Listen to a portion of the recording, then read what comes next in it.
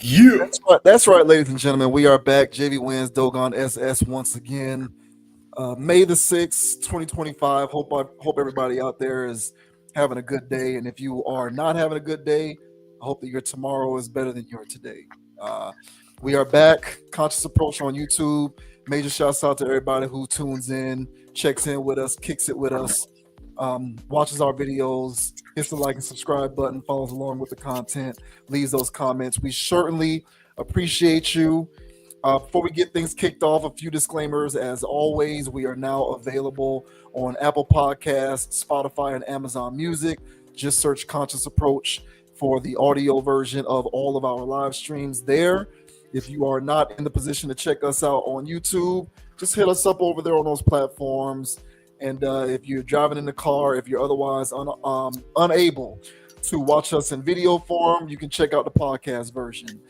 Any way that you would like to get your podcast fix, any way that you would like to get your conscious approach fix, That's right. be a video or podcast form, we just want to be available in all places possible.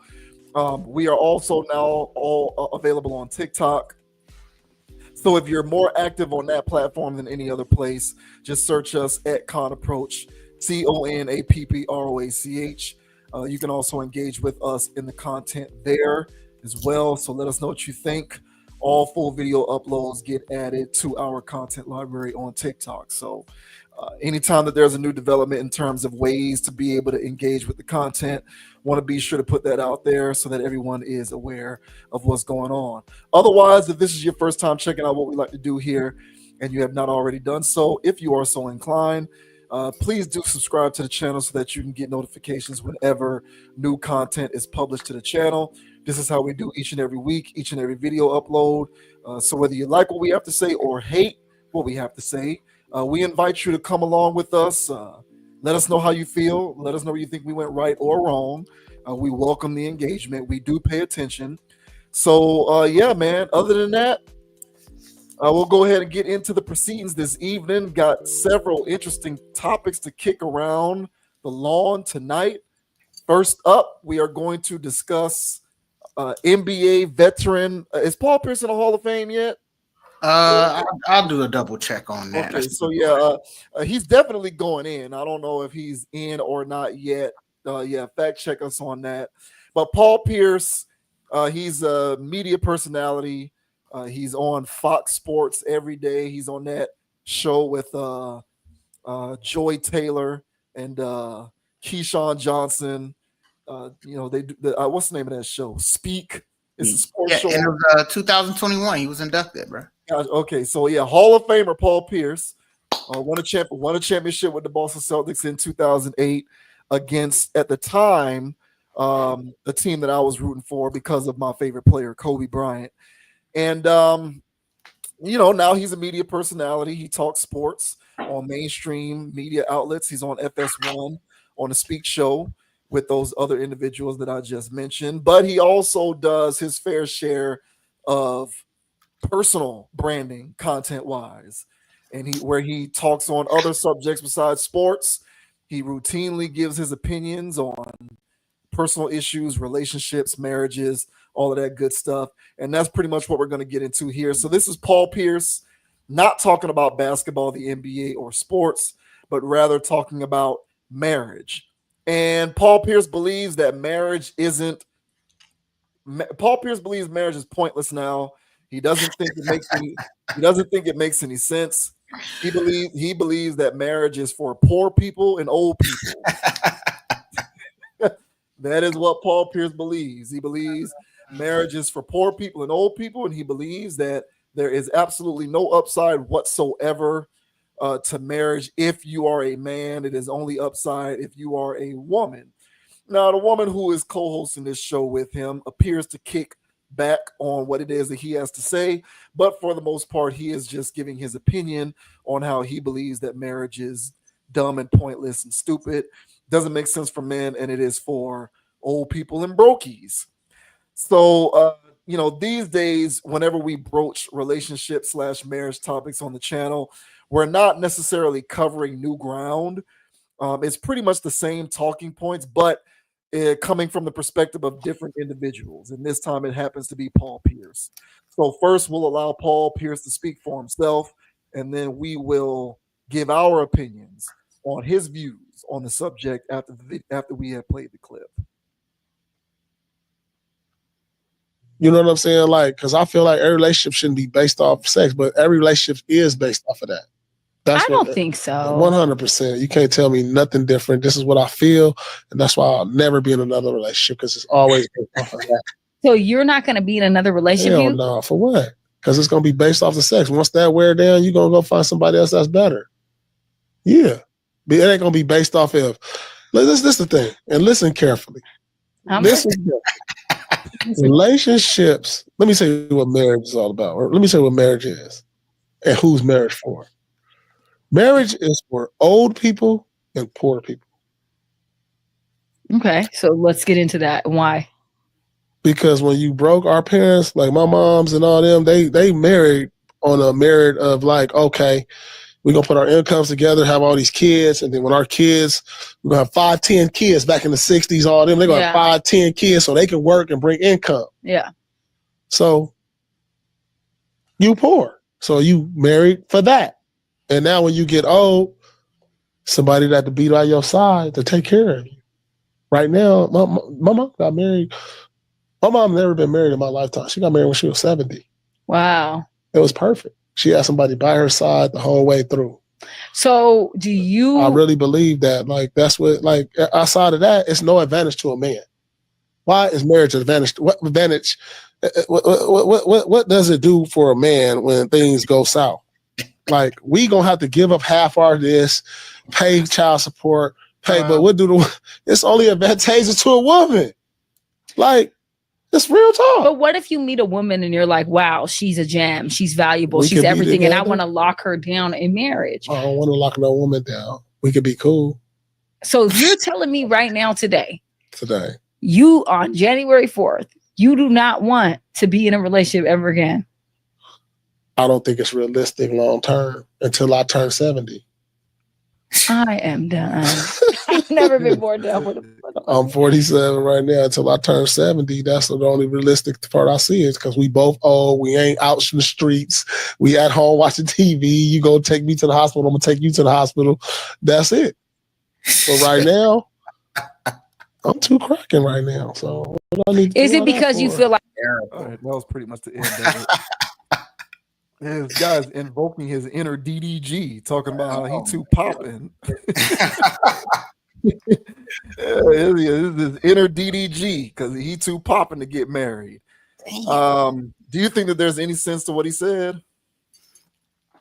Well, I mean, coming from his perspective and in his world, yeah, it makes a lot of sense for somebody like him. So, you know, kind of like no different than the Neo situation, where that's what floats his boat. That's what motivates him. That's what keeps him going. And that's what gives him sanity at the end of the day. So there's some people that's cut a certain way, especially if you have large amounts of money. And in Paul Pierce's case, notoriety. Why would you turn that in according to these guys? Why would you turn that in for a marriage where, at least according to him, relationships are always based around, you know, the horizontal shuffle, and then so he doesn't see the need to want to marry somebody and then get the urge and cheat and, you know, lose all of that. So he's in a worldview and in a position to feel this way and execute it until he's 70. So this is how he chooses to live, and we saw how he chooses to live in his live stream. All right, so yeah, he's cracking right now. He's got his old day 49. You know, hey, that's the new 39. So the way that he's looking at it, man, he's got some years and some dollars to trick off on these instas and, you know, take them for a spin. So that's what he's into, and that's how he chooses to live. So is this the gospel for every man? I will holla no. Even to touch on his point that it's for old people and broke people. Uh, from that angle, um, you know, he's in a position where he made millions of dollars, so he can afford to buy a cat. Like he can go, and pay for his mortgage, so he can go do that. So everybody else that live check to check, $500 away from a disaster, um, yeah, those people, yeah, it would behoove them whether they want to or not to get married. So I understand where he's coming from there, but I still think for an air quote broke person, it's still what floats your boat. If you're a broke person and you think like Paul Pierce, you better not get married. So I think it goes a multitude of ways, but I think this fits him. But what are your thoughts, man, on Sir Paul Pierce around here dropping some levels of gospel, I would assume, or do you disagree?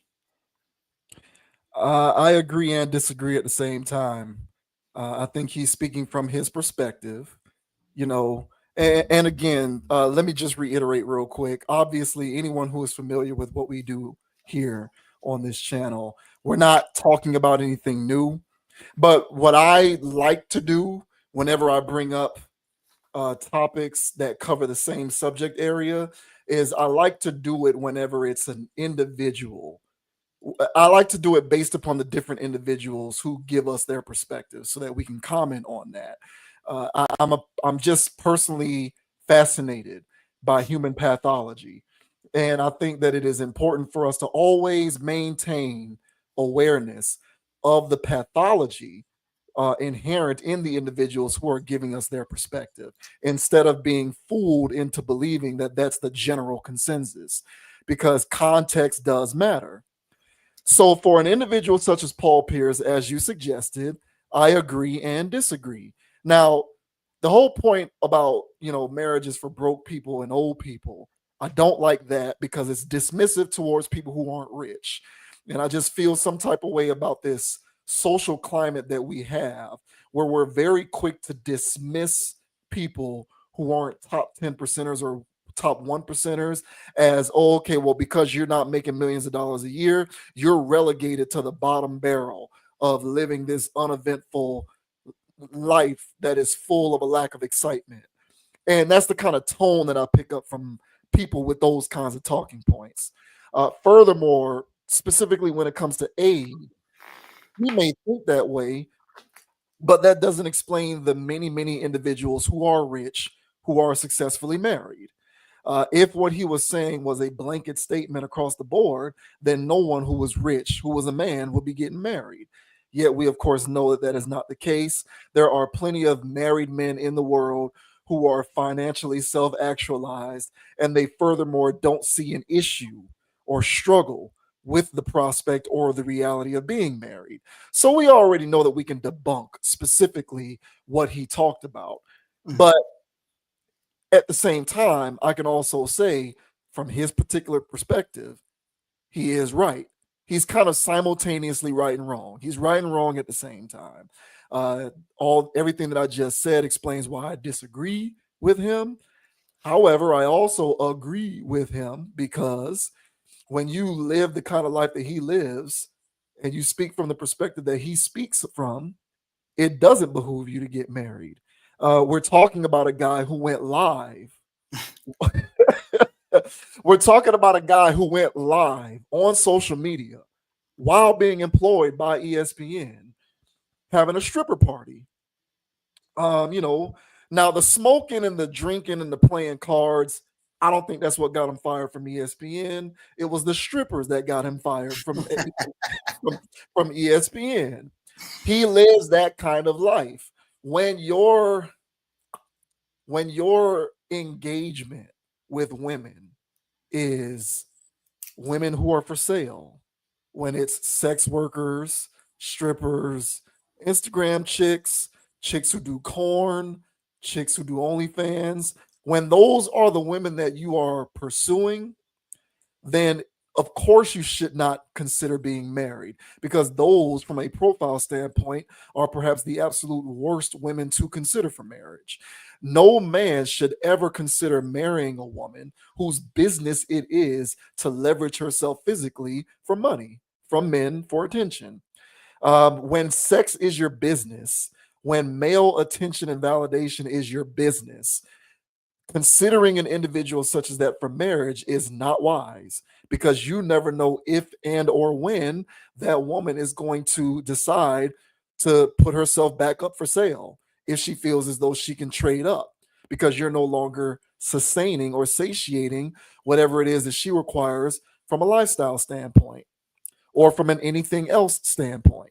So when, as a man, your reality is engaging with women like that, and those are pretty much exclusively the women that you're dealing with, it's smart to not consider marriage, because that would be the dumbest thing that you can do.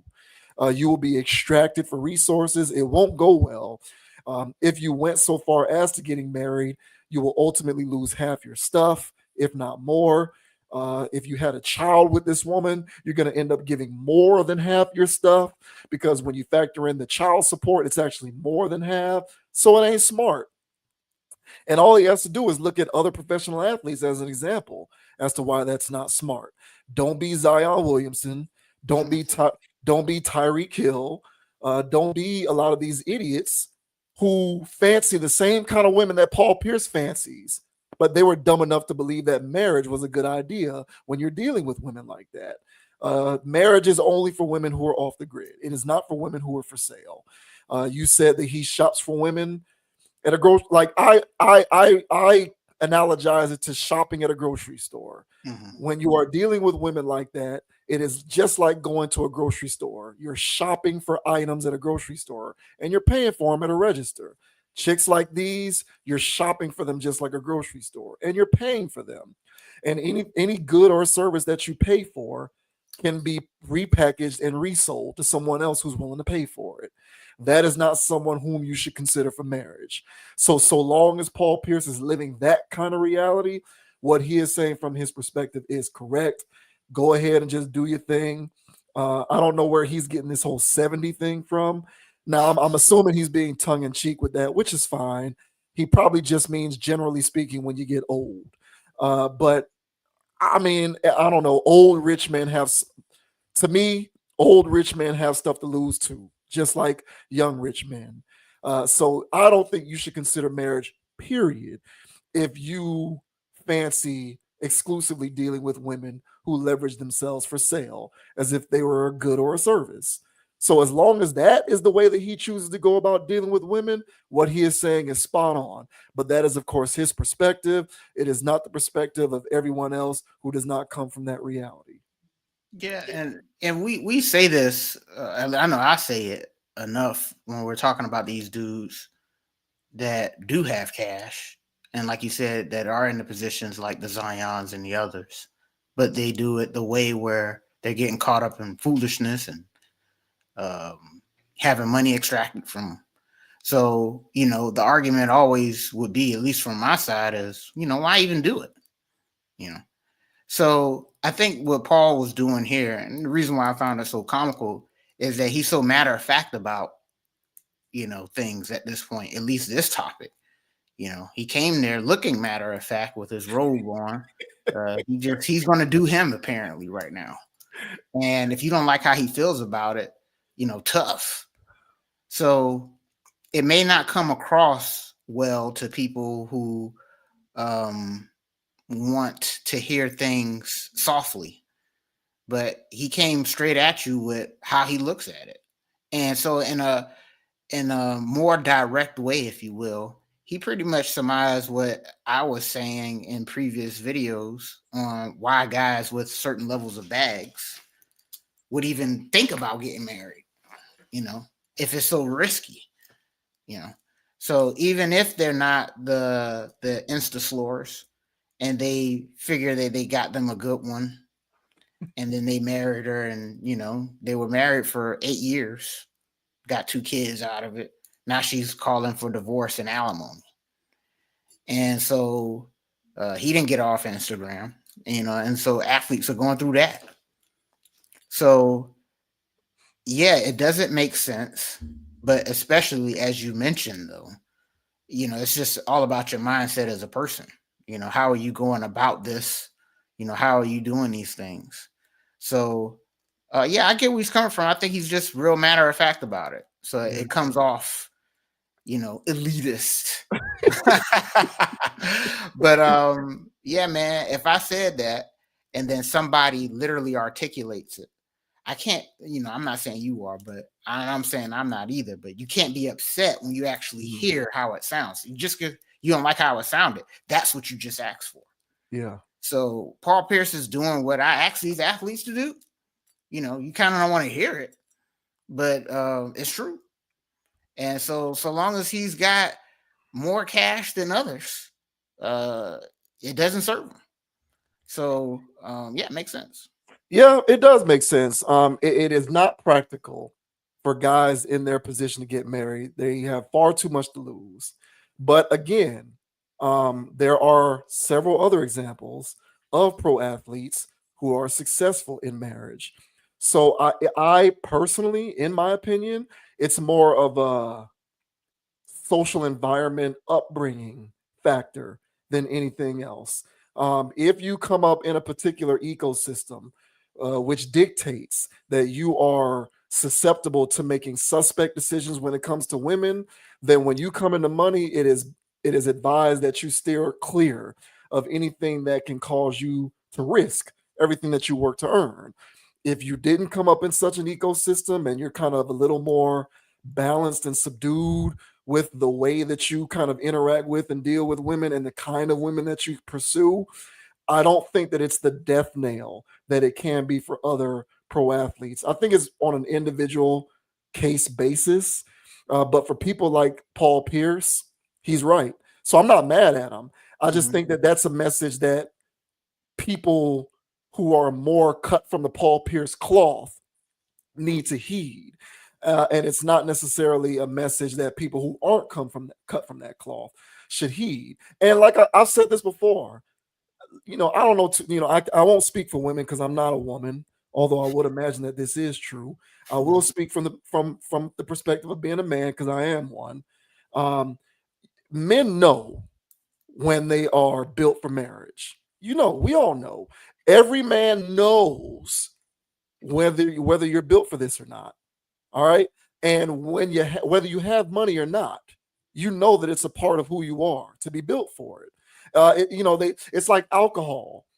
Like alcohol is a magnifier for your already innate behavioral characteristics.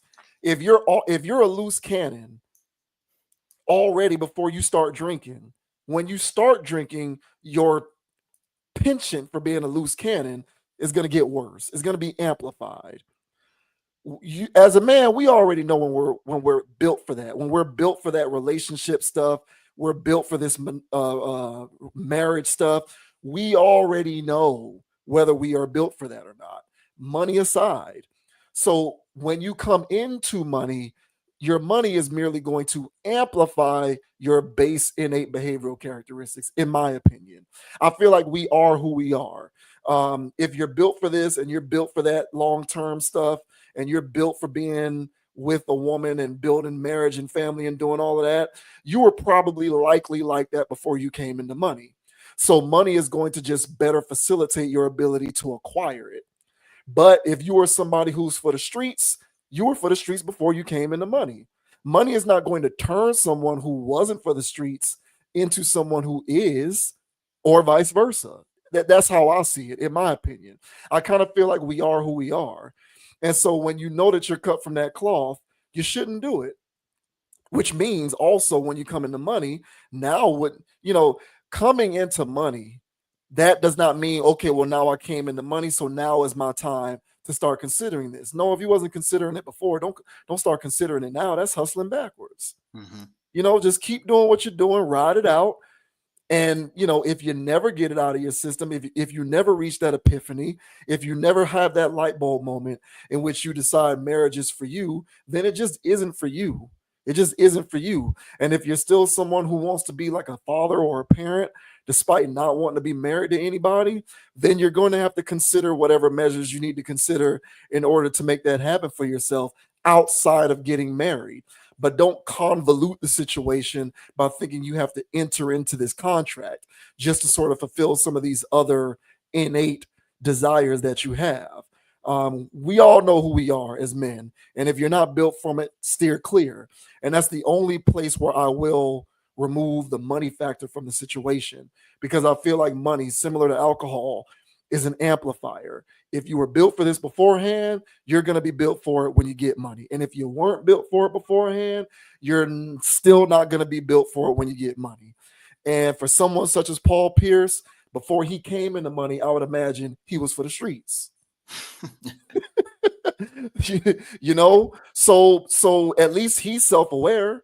And now that he's into money and continues to be into money, he knows I'm for the streets. That's not my life. The issue is guys who confuse the situation by knowing they're for the streets, come into money, and then they somehow try to fit square pegs in round holes, find out that it doesn't fit, and now they're being extracted into perpetuity. That is very unfortunate, yet far too many men in those positions make that mistake.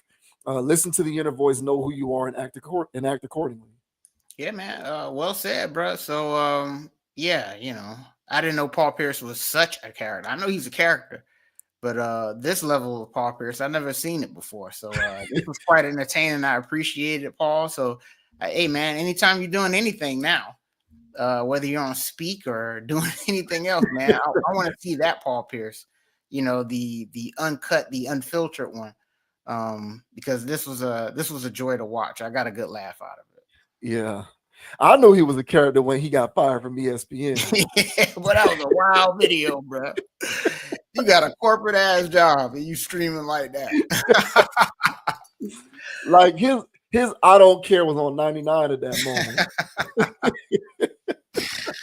Oh, man. Hey, shouts out to Paul Pierce, man. He was a great player. I hated his guts because of who he played for. But talk about Paul Pierce was Luka before Luka.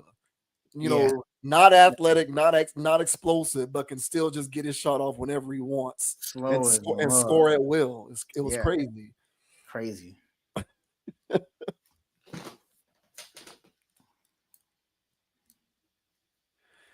Oh, and so from one story involving someone who is self-aware to another story involving someone who is self-aware, but I don't necessarily know that that's a good thing. So ASAP Rocky has not yet graduated to friend of the channel status. He's getting there. But he's getting close. He's getting there. This is now like the second or third time that we've discussed him. This time it involves him speaking on how he likes to wear his girls' clothes. So ASAP Rocky, I'm pretty sure he is enjoying being found not guilty in this latest legal kerfluffle. And, you know, happy to get back to living his life and not having to worry about, you know, being incarcerated. And a bit of news went viral when he spoke on how he likes to wear Rihanna's clothes and doesn't see why there's an issue with men, engaging in female forms of dress. So this says ASAP Rocky admits to wearing Rihanna's clothes. ASAP Rocky has admitted that he sometimes steals clothes from Rihanna's closet and wears them. Speaking on the Run Through the Vogue podcast, Rocky detailed his philosophy when it came to fashion. He said, "Man, pardon my language, I do what the F I want. But in all fairness, I want to represent and be a catalyst for daring men." Oh my God. Wow. I don't know who drew the line between femininity or just being feminine and masculinity. I don't know who drew that line, but I don't see any barriers for me. Rocky added, "It's not fair that my girl could just go in my closet and just take anything from it and wear it. That goes both ways. She has pieces she don't know that I actually stole." You get what I'm saying? The fashion killer rapper also says that Riri takes clothes from his closet too. Sometimes you can see her on an interview or see a paparazzi photo like, wait, there goes my Mew Mew effing jacket. Like, what the F? I was looking for that since 2021. He concluded by saying, These are all things that were meant to be emasculated and meant to look feminine. And they all started out with African men wearing them. Another fact. On the music front, fans are desperate for Rocky to drop Don't Be Dumb, which has been pushed back several times amid the rapper's legal issues. So that pretty much, that goes on to more music stuff. But for the purpose of this video, there you have it.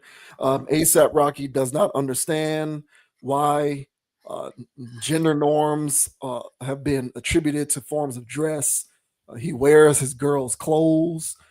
It feels like it should go both ways. Doesn't know where it came from, but he wants to be a catalyst for daring men. The floor is yours, sir. Wow. Wow. Hey man, look. So I mean, I can concur with him wanting to be a catalyst to dare men, because honestly, his whole career has been that. He's been wearing women's clothes as far back as I can remember. Now he may not have been wearing it in his music videos, but he did the other things that were traditionally for women, wearing pearls, painting his nails. He's been doing that for a very long time. So he's always been challenging the norms. That's been part of his shtick since he's gotten into the industry, So when Young Thug came out and started wearing dresses and stuff, that was another challenge. So ASAP was part of this quasi male, let's blur the lines, metrosexual, really high fashion, he's playing all these lines. So he's always been that to me. So for him to actually admit that that's part of his agenda, why would a man have that agenda? I don't know. I don't know why one day he woke up and said, I'm gonna challenge men so they can wear women's clothes. I don't know why he on that. But apparently he is. He's more on that than he is making hit records. So I'm not surprised that he said this so much. I think the part about this that is just just head shaking, is that he parades himself around as if he is some type of pioneer, but he is to some people. And there was a whole generation of youngsters when he first came out that have been fans of his and still are. And so there's people that are under his spell of painting the nails and doing all this other stuff. So now here's another commandment coming down to these youngsters, and they're going to start going, yeah, you know what? Why don't I start wearing? And if ASAP's doing it, why can't I? I'm already rocking the pearls and the painting my nails, so why not wear a thong? So this is where we're at. And so and this is what I'll say to challenge him, all right, is that there's a reason why traditionally there were norms for certain things. Hell, even in the bushes, all right, where men are wearing loincloths, all right, there's certain situations where women are wearing different types of clothes. When there's ceremonies going on, the women wear this and the men wear that. And the reason why they're doing that is it is symbolic of you standing on the principles of your energy set. So if you're a woman and you wear whatever traditional women wear, whatever those traditional women are wearing, it is a physical manifestation of that feminine type of energy. So the same thing that goes for men. So if their men traditionally wear these things because it's symbolic of that, then that's what men wear. And so culture over culture, year over year, blah, blah, blah, blah, blah, men would end up wearing things like this and women would end up wearing stuff like that. Now, if you want to blur those lines, then you are trying to blur the principles that you stand on. And at that point, if you're willing to dress like a woman, you're willing to have principles like a woman. And if you're running around here as a man with principles of a woman, you a female dog. So you can do that all you want, ASAP. Nobody's telling you not to. And honestly, anybody else that want to run around here, start doing all of these things and have the principles of a woman all day long, that's on you. All right. But at the end of the day, okay, when you end up getting penetrated in life, that's what you just asked for. But what are your thoughts, bro? All right. What are your thoughts on ASAP Rocky running around here, hopping in Riri's closet and putting on her drawers? What are your thoughts, man? I don't agree with it, of course. And I don't agree with men dressing like women being conflated with being daring. I have a serious problem with that. There are many things that we can call men dressing like women. Daring is not one of them, in my opinion. I don't like that because daring is an endearing term. It denotes courage and fortitude, standing on business, living principled, which means, conversely, a man who says, I refuse to dress like a woman because I am acknowledging my desire to live in my masculine energy is also daring. So which type of daring we know which type of daring ASAP Rocky prefers. Yes. But which type of daring is the right daring? There can't be multiple forms of daring. Daring is as daring does. I think an individual who is willing to live principally is daring. And so I am discomforted by that word being associated with a man dressing like a woman, unless we are willing to all admit that either way it's daring. A man principally saying, I don't want to dress like a woman is daring for X, Y, and Z. And a man saying, I want to dress like women, and we classify that as daring for X, Y, and Z. I also don't agree with it principally, and it's simple for me. It's simply stated. I don't know what is so wrong with men and women being different. Like, I don't know why that's not okay. Like, why is it no longer sufficient for us as humans to accept and acknowledge that men and women aren't the same? We are trying to usher in this social environment in which there is ultimate gender neutrality, as if that's a good thing. And we code it within various social norms, such as how you dress or how you present yourself publicly, to make it seem like it's the way that you should live, to make it seem as though it's righteous to live that way. Because who doesn't want to be righteous? And who doesn't want to be on the right side of history? So we're coding it within the context of these various social norms, like how you dress and how you present yourself, the fingernail paint and all of that kind of stuff, so as to create this society where we have adopted ultimate gender neutrality. And I don't agree with it because I don't know what is so wrong with men and women being different. Like, you need balance in the world. Without it, you have an upside down world.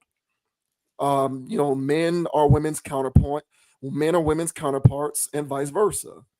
You need to strike the balance in order to create a healthy society with people who can contribute to it in meaningful ways. Why are we trying to get rid of that and move away from it by going into this situation where we're just blurring everything because that's righteous? Who made this up? Who decided this? Who decided that that's what we're supposed to be doing? Like, who decided that it's righteous to be this way? I don't understand why some of us, not everyone, I would even say not the majority of people, but the loud vocal minority that runs the internet and runs social media and runs the entertainment industry, that loud vocal contingent is definitely a part of a pushing of a message which suggests that there should be no delineation between men and women, that we should just be the same in every respect. Hey, look, I don't have a problem with the idea that men and women ought to be the same from the standpoint of making money. Like if I'm a coder and there's a woman who's a coder and the woman knows just as much about coding as me, she should be making the same amount of money as me. Whatever. You know, if I'm an artist, if I'm a writer and I'm a damn good writer and there's a woman, and I'm not sure how you would actually qualify this, but you get my point, hypothetically speaking, and she's just as good of a writer as me, hell, she should be making just as much money as me. Fine. I'm good with that. Now, if I am a welder, you know, or a bricklayer, and I'm able to do more because I am physically capable of doing more, and there's a woman who's a welder or a bricklayer and she can't physically do as much as me, I need to be getting paid more than her. She can't do as much as me. And don't get mad at me for having that opinion. That's biology. Don't take that up with me. Take it up with God, Allah, or whatever person you think came up with this system. I didn't make this up. But if I'm physically capable of doing more within the context of something that is physically demanding, then my pay should stipulate as such. But if we're talking about things being equal, you know, she can write as good as me, she can sing as good as me, she can code as good as me, she can, you know, she can create websites as good as me. Give them as much money. I don't care.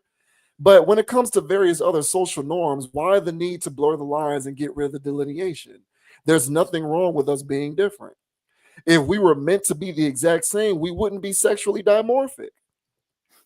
We wouldn't have different body types. We wouldn't have different bone structures. We wouldn't have different sets of chromosomes. We wouldn't have different genitalia. We'd all be able to get pregnant. All of that would be the same too. So I don't get why we need all of this stuff to be the same, as if we are. We're not the same. We're not the same. So why not women do their thing when it comes to dressing, high fashion, being fresh and fly, do all of that stuff within the parameters of the way women dress? Fine. And then men do the same thing. Who cares? You guys are supposed to be geniuses. He considers himself a fashionista. You can't come up with brilliant ways to express your fashion sense within the context of the way that men typically dress. Nope. Instead of feeling like you got to do it like a woman because you think everything is the same. Like, y'all been sold this lie, bro. And it's very sad and it's scary.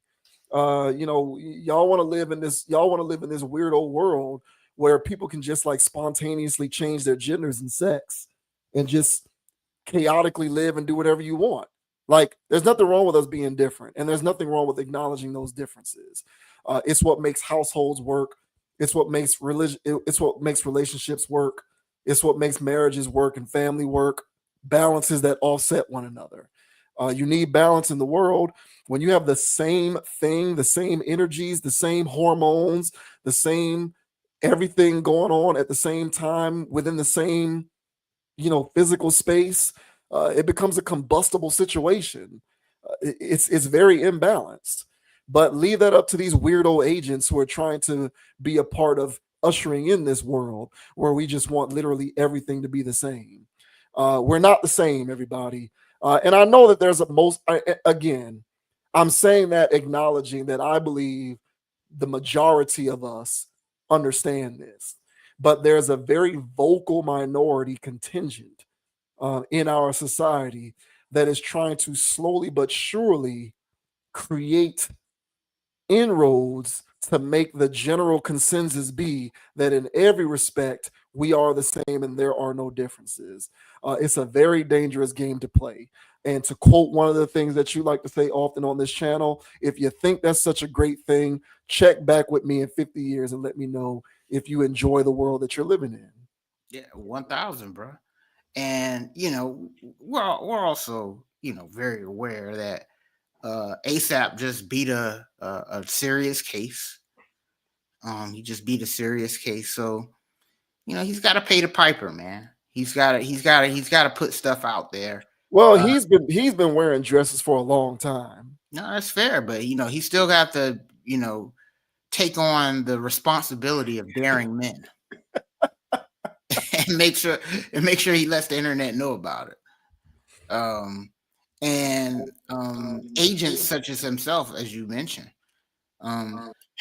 you know, there is a vested interest in ensuring that viable men are not being men at all. And you know, I spoke about this before whenever we talked about you know, how women view us, and you know that, you know, when we report to a job and we got a boss, you know, women subconsciously know that another man is feeding her, not you. And so part of this slavery system that we're working in, you know, that is North America, is that they need slave men in order to keep it going. Now, just imagine if the majority of men didn't want to be a part of the rat race, did not want to work these jobs, they created their own. This is the majority of men. Mm-hmm. And so those men wouldn't bother waste time doing what women do, wearing what women wear. They think independently. They don't have this mass thinking, you know. And so those types of men are dangerous. So this is where rhetoric like toxic masculinity comes in, to make sure that there is a negative connotation of being man. Then there's situations like this and other entertainers. I saw your boy Shabuzi at the Met Gala, dressing like a Tatiana. You know what I'm saying? But of course, you got to pay the piper. And they make sure that this type of negative stuff and these guys doing these things is a part of the culture. Oh my God, bro. I'm looking at that right now. Holy hell. What do you call that? I don't know. You know what I'm saying? I didn't even want to give that a topic airtime, but hell, man, what the hell is that? Okay. It looked like he went in Rihanna's closet and pulled something out. Probably did. Like, what the hell is this? Rihanna probably designed this. Is this Savage Fenty? Exactly. It's Fendi. Damn, a Fendi bloomer. What the hell is this bastard wearing? But hey, this is where we're at, right? You know what I'm saying? And so you know, Shabuzi got to do what he got to do in order to keep his job. And the point I'm trying to get at is that these air quote entertainers, these people out here that's been promoted and pretty much just thrown in our faces, have these types of things that they say and do so they can perpetuate the other side of what people would like to call toxic masculinity. Oh, toxic masculinity. See, that's a talking point. But then there's the stuff that's out here that these guys are doing, where they're basically saying that you being a man is wrong. Yeah, it's inherent. We've said that. That's what I've been saying, bro. You're preaching to my choir. Mm-hmm. That is all a part of the operation to conflate masculinity with being inherently toxic. Yes. Yes. And so now there's this thing. So, but now on the flip side, just imagine again that these guys are standing on business. The majority of men. This is a problem. And the people that are up there that make a lot of money off of people's ignorance, you know, they won't be able to make that much money anymore. So in order to keep everybody in this low vibration, they send guys out here like A$AP Rocky. And then so he comes out here and he says dumb stuff like this. And then the young and impressionable go, yeah, why can't I? Yep. Why can't I wear X, Y, and Z? You know what I'm saying? Yeah. Not knowing that they're falling in this energy set that is making sure that they stay emasculated. So, yeah, I'm not going for this A$AP Rocky. Never went for anything that he did. To me, he always felt like a put on. He wasn't always that talented to me. And, you know, he continues to be an agent of chaos, if you ask me. So this is right up his alley. I don't stand with this. I don't stand for it. And you can call me Mr. Get Off My Lawn if you want. I own my lawn though. That's right. Yeah. And so get the hell off of it. Hey man, I'm with you. You know, if if if if this entire thing was designed for us to be the same, we would all be asexual. We would be able to spontaneously change sexes and genders. We'd be the same size and shape. We wouldn't be sexually dimorphic. We wouldn't have different sexual organs. We wouldn't have different genitalia. We wouldn't have different bone structures. We would be the exact same. We are not the exact same for a reason. So I just don't agree with this notion that ushering closer to gender neutrality is the way for us to go. And then being so you know, arrogant as to code that as daring or righteous or brave.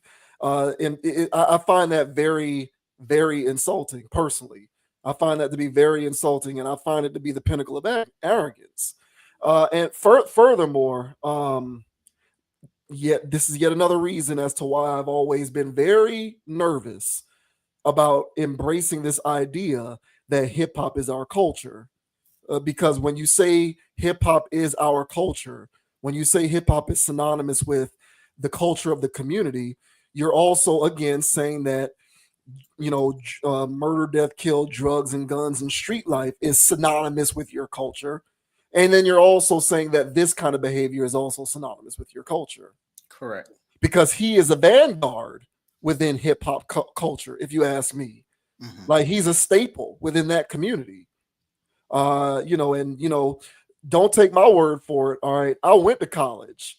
If you're of a certain age, you may not be aware of A$AP Rocky's influence, but he does retain a healthy amount of influence among a particular age group and demographic. Yeah, he does. So it isn't for nothing that he's running around doing this stuff. It's not a one-off, and don't think it's not as inconsequential as you think it is. So this is yet another example as to why I've always rejected the idea that this is my culture, because that music and therefore the people within it are a part of my culture, because that is not my culture. The way he dresses is not my culture. I don't even know what the hell that Shabuzi thing is, but that is not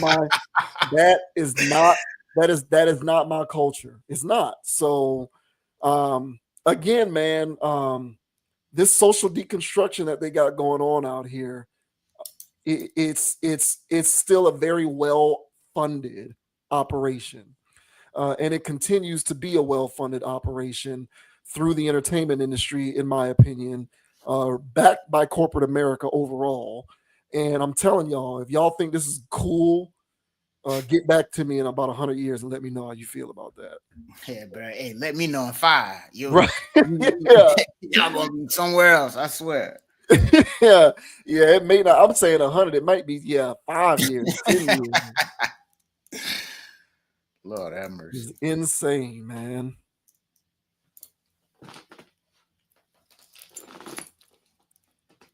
All right, and now we move on to Bow Wow, who is a friend of the channel. Yes. Bow Wow is a certified friend of the channel.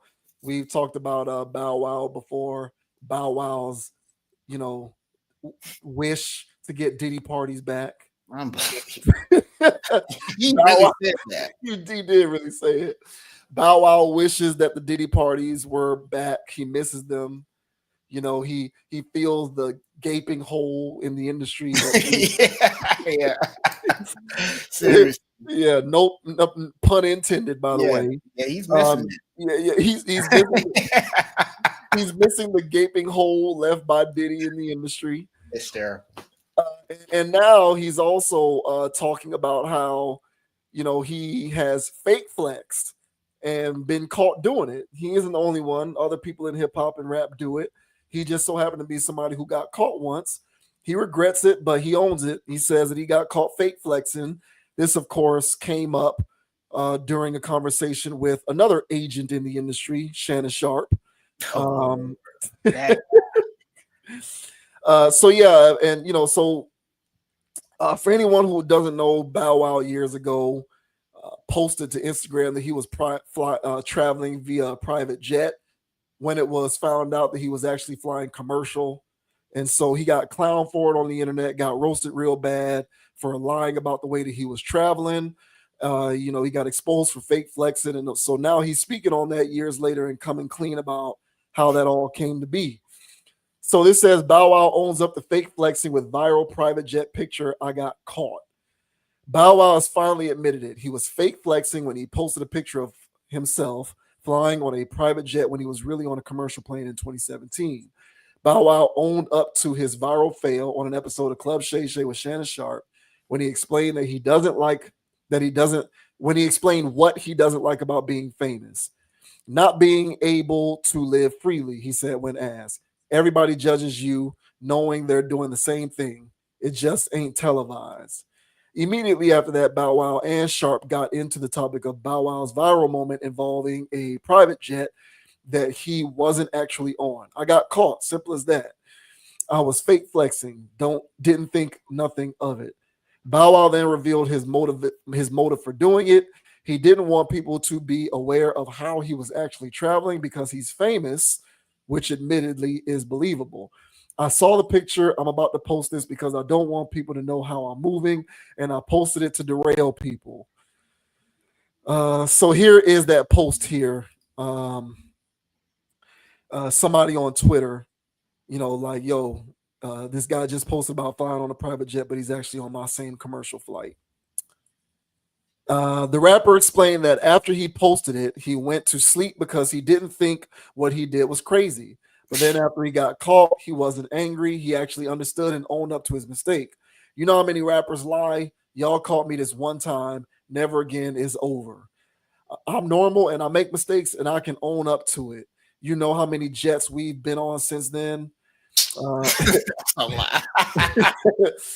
It's great that Bow Wow can reflect on that epic moment from a place of peace in 2025 because when it happened, boy, was it rough. Bow Wow was called out back in 2017 after posting a picture suggesting he was on a private jet, but that picture looked suspiciously close to a press photo from the official website of the FLL VIP Trans company located in Florida. A person sitting close to the rapper on the commercial flight posted a photo debunking the rapper's claim. That same year, he dropped a questionable video claiming he was getting chased by fans who many believe were paid to chase after him. Back in 2021, Mano opened up about a funny encounter he had with Bow Wow after a night of partying in a New York City club. And if this doesn't sound like peak fake flexing, we don't know what to tell you. He like, yo, my car's around the corner, Mano recalled. We get around the corner and my car is parked right here where I thought his driver was at, where he said his driver was at. So I seen a black truck. He's like, my car is right there. I'm like, cool. We standing there like, I guess like maybe somebody was waiting for me to leave first or we just vibing. And then he's like, yo, I'm out. And then he went to leave. I'm like, oh, he jumping in the truck. He went into the street and flagged down a taxi cab. Oh man, Mano. So yeah, bro. Bow Wow with the fake flex. He tried to dime out other rappers for doing the same thing, but he got exposed for this, and so now all these years later, he's talking about it on Shannon Sharpe. What do you think about his admission of being caught in the middle of a lie, faking about the flex? To me, it just sounds like,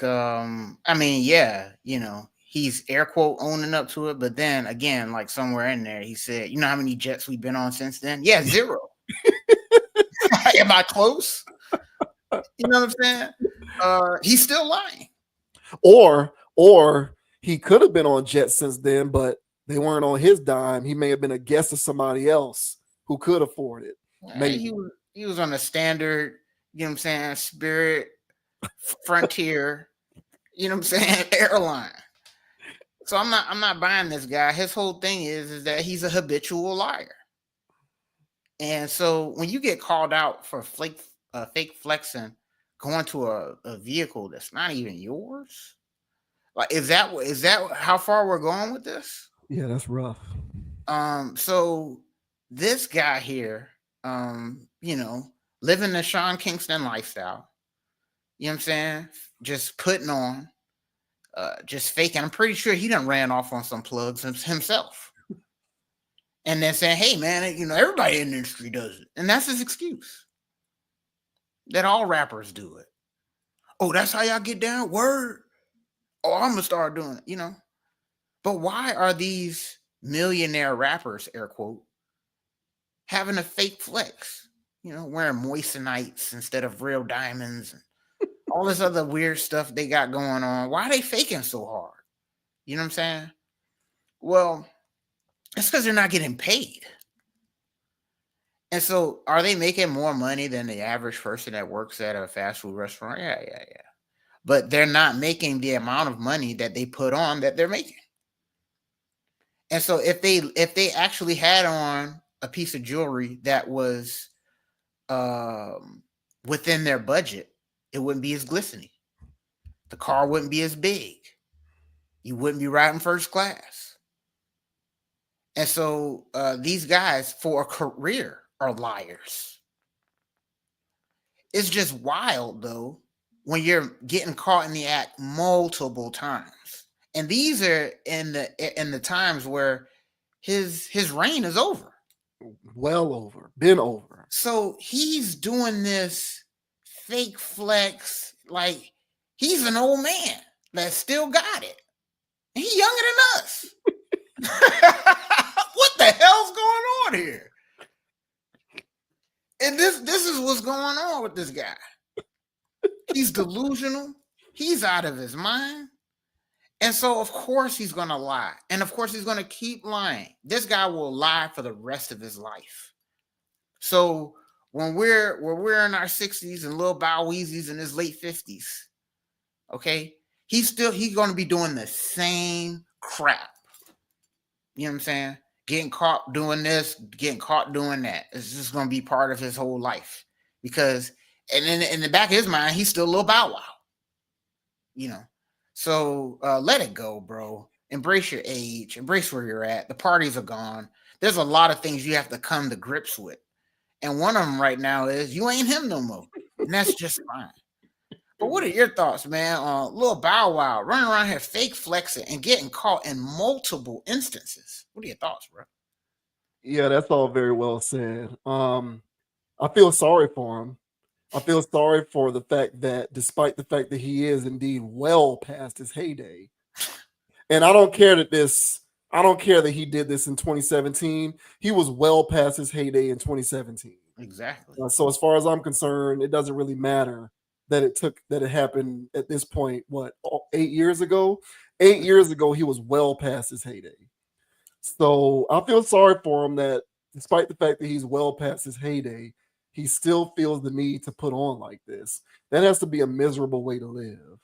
It has to be a miserable way for anyone else in that position to live. The first thing that I thought of, you know what, you're gonna laugh when I say this. What's that? The first person that I thought about when I read this was Logic. Because remember when we talked about Logic saying he's tired of Logic wants to make more money, so he's gonna start doing turn up music. He wants to do like his own version of Have you heard some of that stuff? I have not. I have not. Get another laugh, bro. I'll check it out. Maybe I'll give it a good 30 seconds while I'm at the gym. But he was saying that he's gonna code switch. He wants to start. It's okay. What he said was it's okay to want to make money.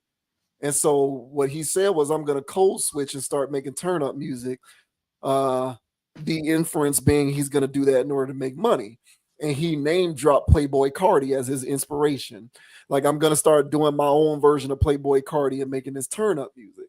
Mm-hmm. And the reason why he was the first person I thought of when I read this was, it's like, okay, bro, if you going to code switch and go from being an underground lyrical guy with a hardcore fan base that supports you and you can still live a nice modest life, to all of a sudden you want to curate this image for yourself as this turn up guy where you're making music about how you getting all of this money and you slaying all of these women, you're going to have to live up to that moniker even if you're not actually making that money.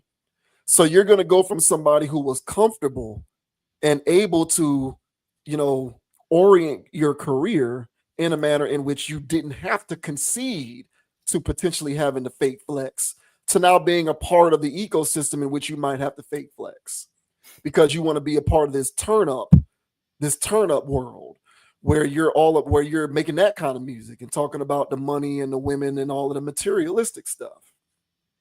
And if you can live with yourself by copping to that level of code switching, sir, then go for it. But that has to be a miserable way to live. And that ain't even who you are, because if it was, you would have been doing it already. So I feel sorry for him preemptively, and I feel sorry for Bow Wow. I have sympathy for these individuals who basically have to live double lives, where in reality they are living a modest, charmed, but still modest life, but have to make it seem as though they're not. And you're getting people to buy into that and believe that you're someone whom you're not, instead of being a part of a better message to disseminate to the world, which is be comfortable with what you can contribute and be happy and prideful about that, instead of being dishonest and being and lying about something that you're not. Because you're feeding impressionable people an image that isn't real. They're going to go out into the world and replicate your formula if they don't know any better. So that's very unfortunate. I feel sorry for him because that to me is very sad. And you know, it is where being, you know, an indie rapper, underground rapper. I think about your boy, your favorite rapper, Currency, Oh, sure. and the way that he makes music. Currency is very much, if you listen to his music, he is very much comfortable in his own skin. He raps about his perspective. He's not broke, but he doesn't also pretend that he's like, you know, got Diddy money, for example. Mhm. You know, he knows who he is. You know, he knows how he's living. He raps about that, and he raps about his perspective. He does his shows. He's going to attract his hardcore fan base. He ain't selling out arenas, and he doesn't care.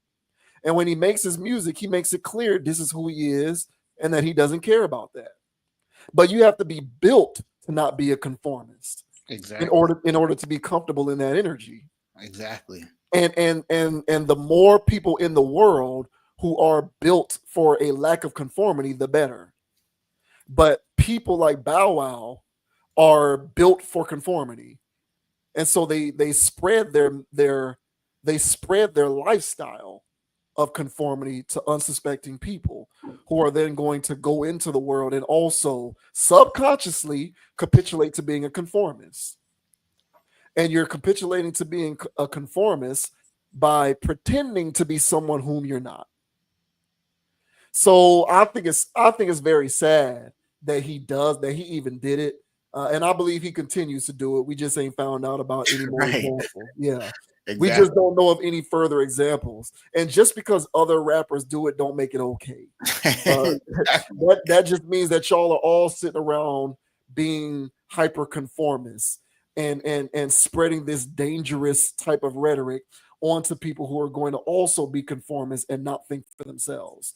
The being the anti currency, because the currency model is the right way to be, which is this is how I contribute to the world and I am happy and take pride in that. Not Exactly. I am entitled to something else, and even if I don't earn that, let me pretend that I'm living in that energy. It's disgusting. But you know, what do you expect from someone who was groomed to be a part of this weirdo machine of an industry? I expect nothing different, but people need to understand the value of standing on business and living a principled life, doing the opposite of what people like him do. So that was pretty much my takeaway from this whole thing. And again, I know I brought logic up. I don't know if my point was Logic being somebody who used to be more close to the currency mold, now feeling like he wants to experiment and go more pop star, is going to find himself having to make that kind of a decision as well. Are you going to be 10 toes down on what you've always stood for, or are you going to be some code switching conformist? Yeah. And honestly, bruh, just to touch on the logic thing, it's even when he was doing his own thing, he was still stealing other people's flows and styles, and he would just sound like Drake on this one. He'll sound like Troy. Is that Troy? Troy Ave. Not Troy Ave. What's that? Tory Lanez. Oh. Then he'll sound like Wiz Khalifa on another one. He just would hop. So he never really was. Even when he was doing his own little weird niche stuff, it was still stealing other people's stuff. So for him to say he's just going to steal Playboy Cardi, it was just like, but that's like a 180 to the I got bar stuff. Now you hopping over here. He's a weirdo, And so weirdos do what weirdos do, man. But Logic's got a identity problem. And Bow Wow, as you mentioned, was groomed by the industry. He's got an identity problem. I think it was one topic that we was covering before when he was talking about, something about his mom or something when he was a young person. And, he just he's been around these parties and stuff since he was, a preteen. This guy's out of his mind. Yeah. And so he is a person who embodies what the industry does to people. So much so he was Stockholming and saying he missed Diddy parties. When the whole world knows the temperature of the room, this jackass still jumps over there and says that. You got to be out of your mind. So of course you're on a commercial flight, posting as if you're on a PJ. And of course you're going to say, y'all got me then, but you're not going to get me now. What? Who says that? So this guy's completely delusional, completely out of his mind. He's a child star. He's a child star. So he's not wilding out like Orlando Brown. All right. But he's still a child star who was exposed to way too much, way too young. And so now he feels like, like they said in that video where he was faking those people chasing him, bro, you're not a heartthrob sensation no more. You're not on the cover of every teen magazine. That happened back in 2005, bro. 2006. Let it go. Why would people be doing that? People don't chase people in the mall no more. They're going to chase you, Bow Wow? People don't even go to the mall no more. This guy's out of his mind. He's stuck in 2007. So give it a break, bro. Nobody cares, man. But like you say, bro, there's a part of me that goes, he really didn't have much of a choice but to be this type of human, because he was put in this position, so he doesn't even know his own psychosis.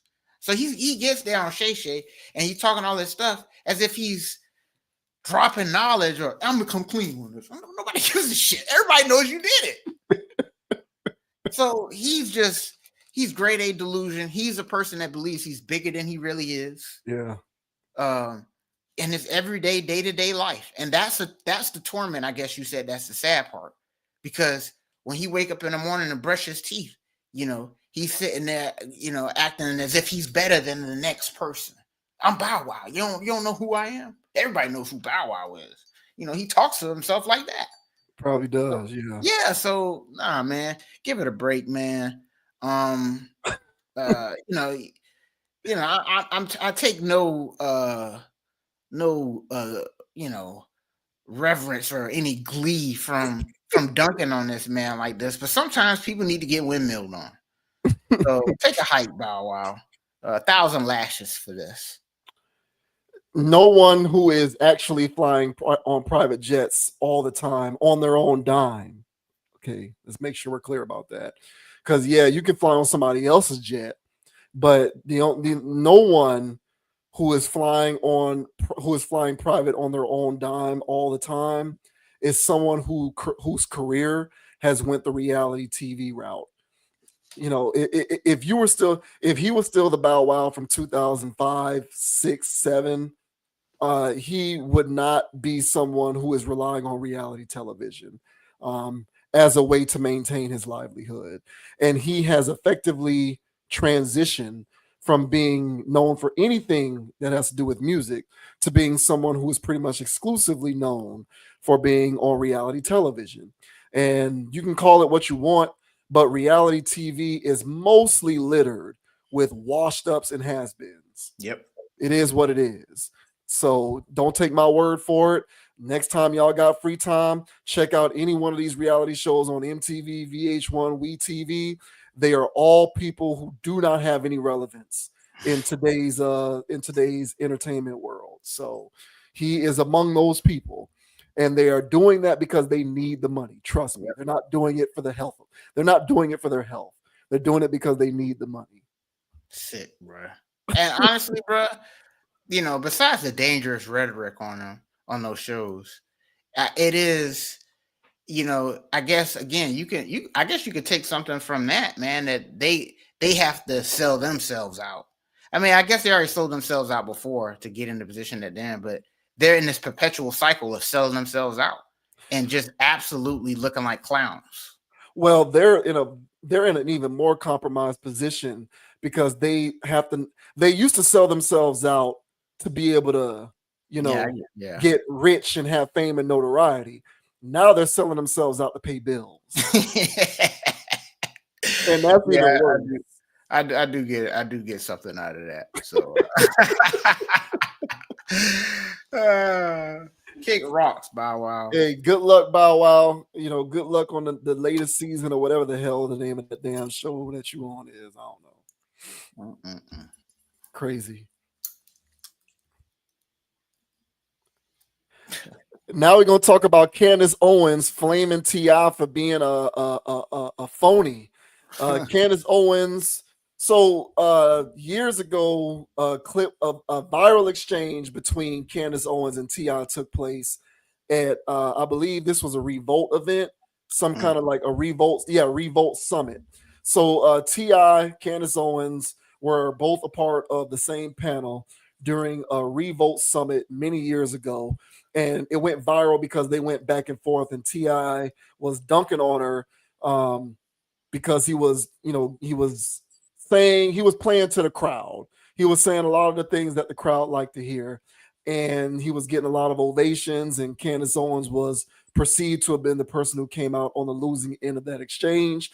And so Candace Owens was speaking on that recently, and she talked about how she is not a fan of T.I. because T.I. essentially is an imposter.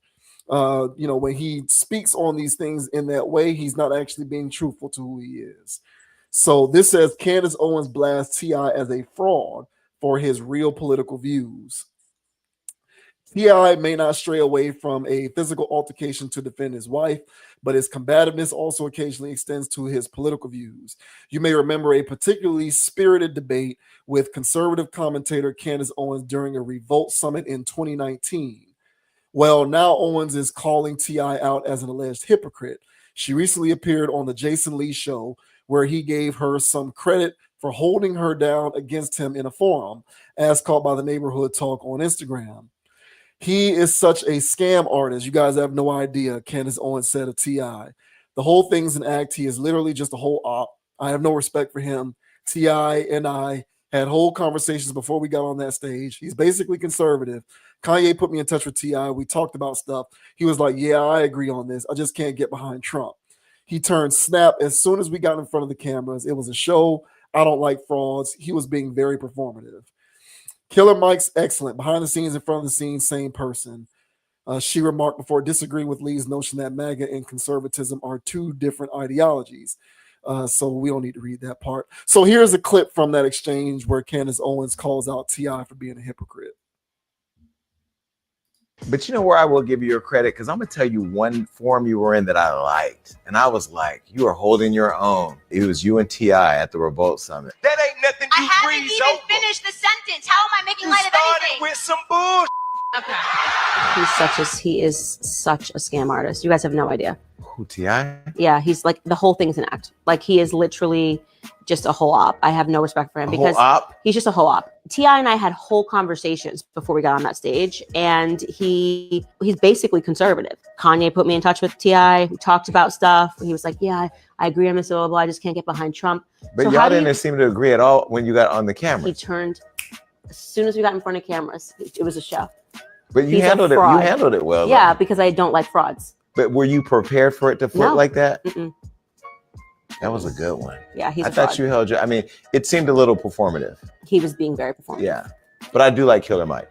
Killer Mike's excellent. Behind the scenes, in front of the scenes, same person. MAGA is different than being conservative. Would you agree to that? No. I think MAGA just gave a name to people that were tired of New York and LA deciding on how the rest of America lives. New York and LA got too loud. And then finally, the rest of America said, you know, we've been here a very long time. We're kind of tired of being caricatured by the rest of you.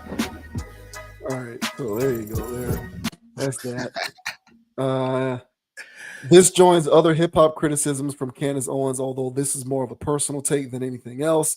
We will see if the Atlanta trap pioneer ever responds to these comments or just lets them slide off his back. So, what do you think about Candace Owens calling T.I. out for being a hypocrite?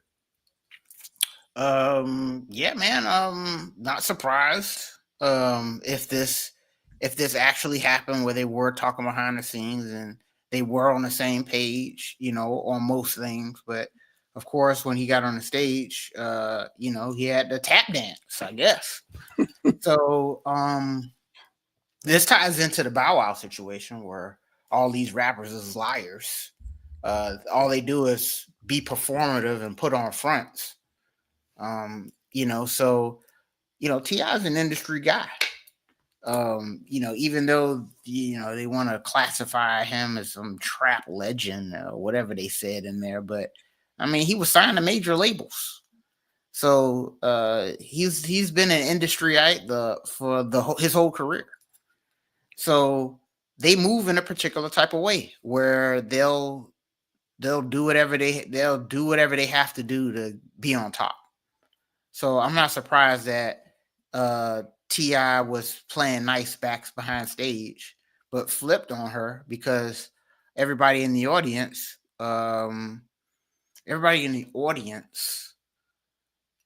thinks about what T.I. does as authentically representing them. Exactly. Yes. Very good way to put it. Yeah. So he couldn't get up there and agree with the sellout racist Candace Owens. What would that do for him and his street cred? Right. So he had to tap dance. Oh, so some people thought tap dancing was just for you know, a certain type of people. You could tap dance for your own people too, you know. And because if you understand that the crowd is emotional, you can play on that. And emotional people, for the most part, aren't really thinking. So you can be performative and they'll buy the performance. So yeah, I saw that, you know, he was just cutting off and, you know, being extra. But the people in the crowd loved it, apparently. What do you expect from a revolt event anyway? You thought you was really gonna get your point across, Candace? Get the hell out of here. But yeah, I'm not surprised that T.I. did that. Not one bit. You know, I'm surprised that Candace thought that he wouldn't.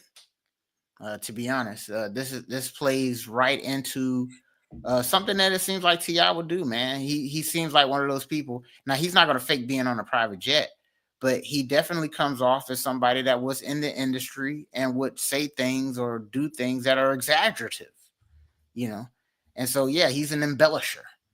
So I don't take that type of spirit for somebody that's going to shake your hand and say one thing and then not live on it. You know, Jeezy has the same rep of shaking hands, let's do a deal, send me the beat, and ghosting people, you know. So, you know, it seems right up their alley. That's what rappers do. But what are your thoughts, man, on Candace Owens calling T.I. a whole op and that he's performative? What are your thoughts, man? Yeah, I mostly agree with you. Assuming that what she said about them having that conversation is true, then I'm not surprised. I honestly am not. Not to defend T.I., but individuals in T.I.'s position are in a very tricky conundrum because, you know, they made their bones curating an image for themselves as voice boxes for their people in their community. Mm-hmm. However, I think with age and time, and as you climb the socioeconomic ladder, it is only, I think it's expected, very normal, typical for someone's sensibilities over time to change. Mm-hmm. And I think it is very possible that T.I. probably is conservative in his values at this point in his life more than anything else. Mm-hmm. That is entirely on the board.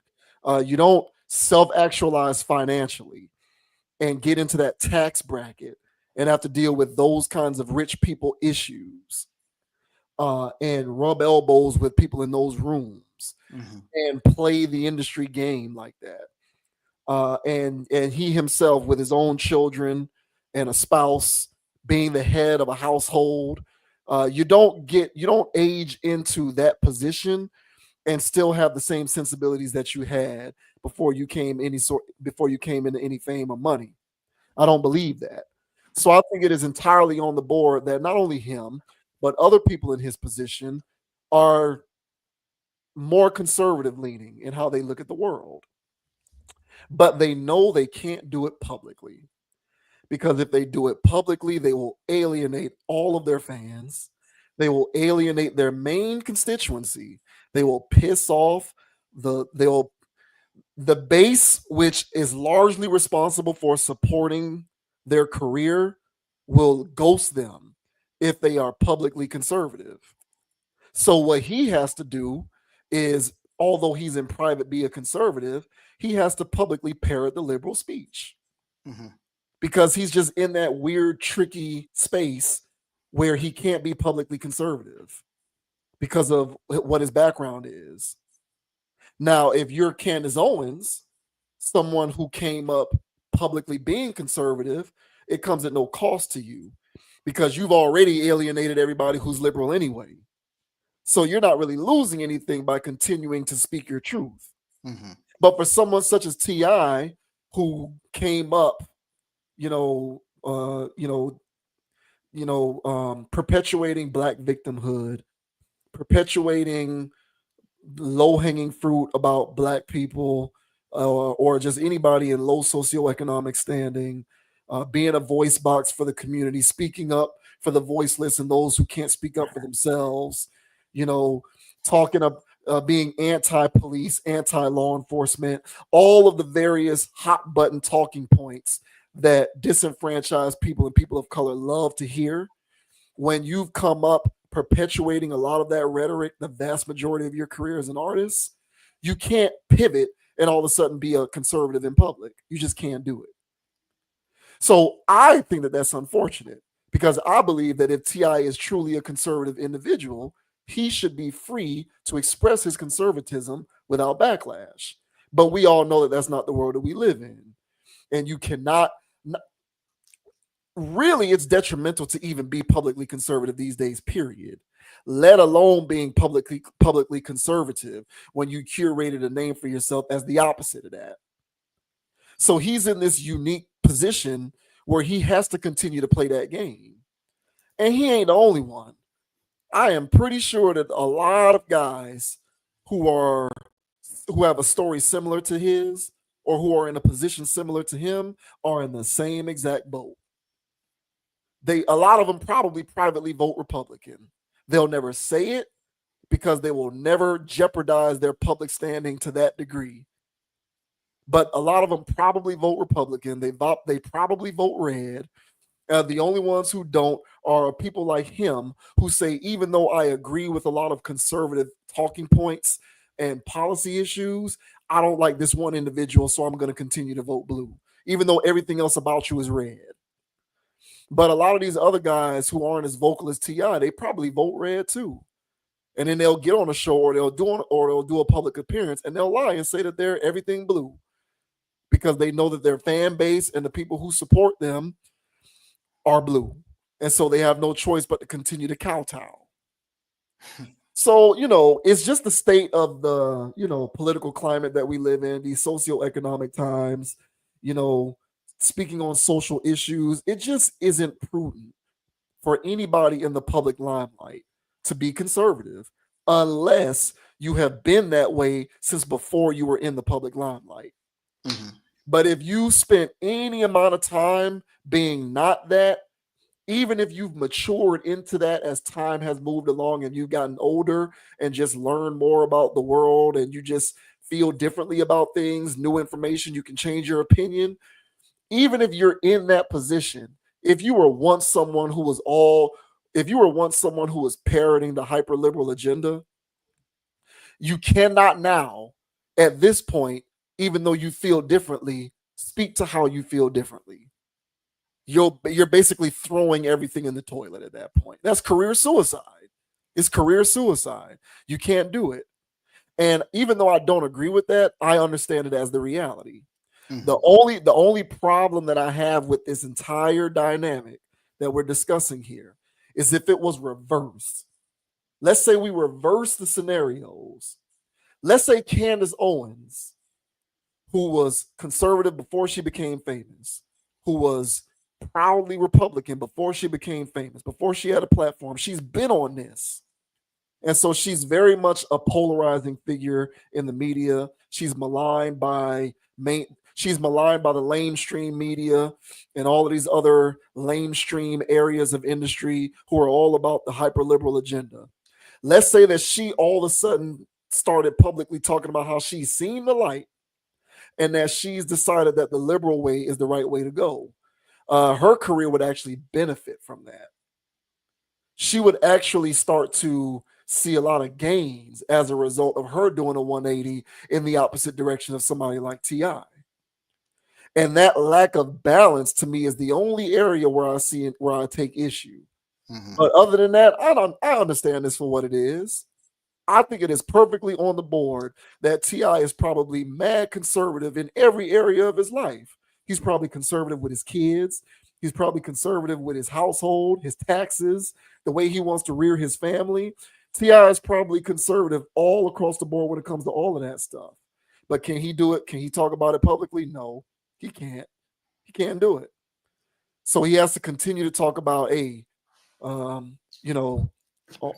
of my people are victims and all of my people are being perpetually victimized and strangled by overt racism. And he has to continue to parrot a lot of these talking points. He has to. He has no choice. Mm-hmm. Because that's just where we are with this social climate. So I feel where she's coming from, and I am inclined to believe her, and I agree with the sentiment overall, because I don't think it's just him. I think it's every other person who was in his position. He ain't the only one. So it is what it is. Yeah, and I'm pretty sure the reason why she takes so much opposition about it is because of how he went about doing it.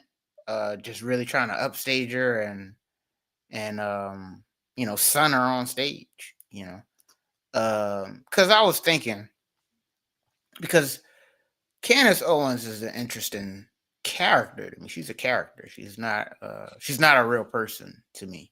To me, she plays a role and she's a character. And, she's just on the opposite aisle doing what other people do. And so as her role, she has, these things that she does.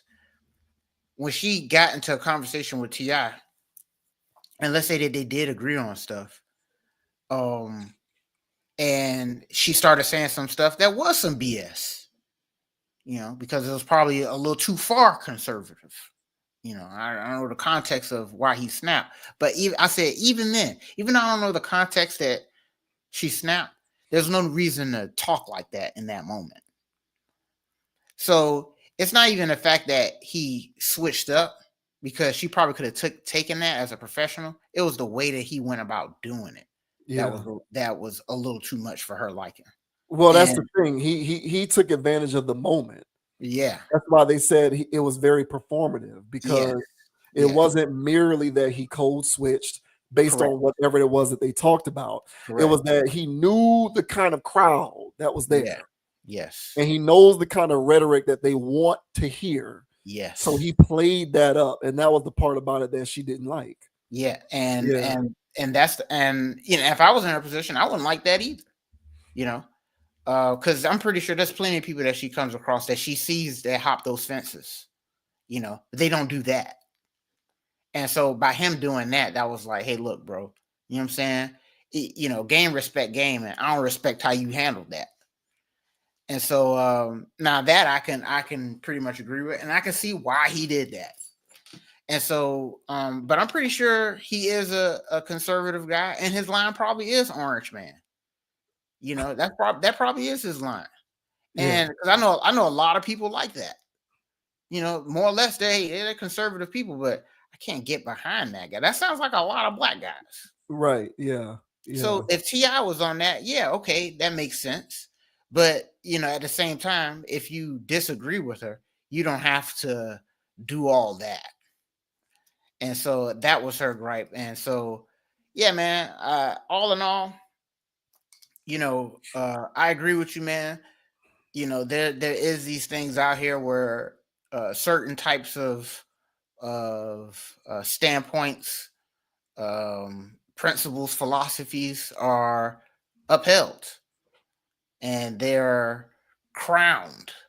You're called what do you call daring for for having those types of ideologies. But if dare you, if you feel as though like, oh, hey man, I don't think that's right. I don't think men should do that. Hey, I don't think those people should go in those bathrooms.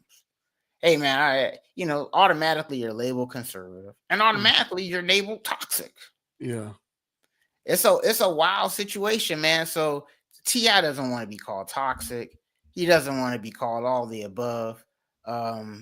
He's still got a whole bunch of ratchet stuff to do to get paid later.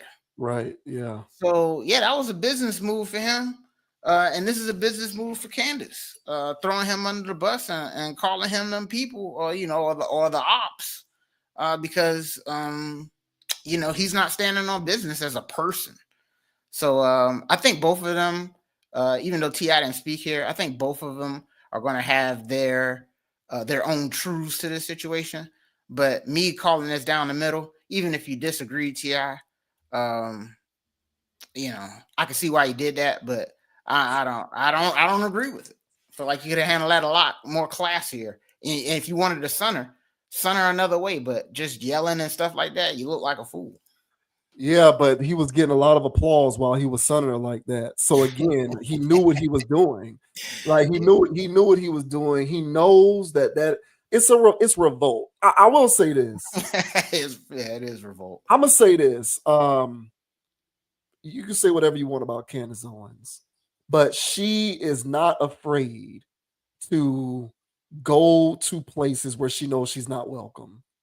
I've seen that before. She'll attend public speaking venues where she knows the majority of the attendees are philosophically opposed to her, and she'll still go. And so she knew going there, she had to have known. I would know that. Yeah. So she had to have known going into a revolt event that the majority of the people in attendance despise the way that she looks at the world. And yet she went anyway. So I'm going to give her a little bit of credit for that. I don't think that she is averse to being confronted by people who don't agree with her. I think it was the performative nature and the way T.I. went about it. Yes. But I think that was entirely on purpose. And T.I., again, man, T.I. knows that he can't even, like what you just said about, yeah, I'm conservative, but I can't get down with Trump. Like, even if T.I. is in that boat, he knows that he can't even say that publicly. He can't. That's awesome. Yeah. Like he knows that for his fan base, for his constituency, even that's off limits. Even saying, "Hey, look, y'all, I agree on a lot of these conservative issues, but F Trump." Even if he were to say that, he would still get, I think, crucified because people would latch on to the fact that he was talking about how he's conservative. That's also true. So that's the kind of social climate that we live in, and it's that lack of balance that I am uncomfortable with, Because again, if you reverse the dynamic and it's Candace Owens doing a similar code switch but in the opposite direction, it would be beneficial to her versus a code switch from T.I. going the other way would hurt him. And I feel like if there's going to be code switching, it either all is allowed or none of it's allowed. You can't have one side of it being okay, but the other side not. As if to suggest one form of code switch is okay because it's righteous, and the other code switch is not okay because it's not. But I think Candace knows that that's the world we live in, and I think T.I. knows that that's the world we live in. He just so happens to be a beneficiary because his side of code switching is going to help him. So, it is what it is, man, but that's where we are with this stuff. Look, man, if you're in the public eye in 2025 and you are a conservative leaning person, just be quiet. That's the main lesson with all of this stuff. Just don't talk about it because it isn't helpful. All it can do is allow you to tread water, and that's if people have identified you from the very beginning as being that way. But if that is not the situation that you find yourself in, best to just keep your mouth shut. Yeah, man, 1,000, man. And you're right, bro. Because, he did that at Revolt. But let's say, would he do that if it was a Harvard debate? If it was a debate at, Right. some. I don't know, bro. I don't know, bro. Not to cut you off, but these days, a lot of college universities are on that Revolt tip. So he might do the same thing because college universities are like, I don't know, man. Based on a lot of what I've seen with people who go to college campuses to be on panels and stuff like that. These college campuses are just as hyper liberal as a Revolt conference, as far as I can tell. That's true. That's true. It would literally have to be a NRA rally. He better not even take his ass to an NRA rally. He better not come back out. Like what? Hey man, look, hey, shouts out to T.I., man. Shouts out to Candace Owens. T.I. knew what he was doing, man. He was doing that on purpose, bro. It is what it is, man. That was good.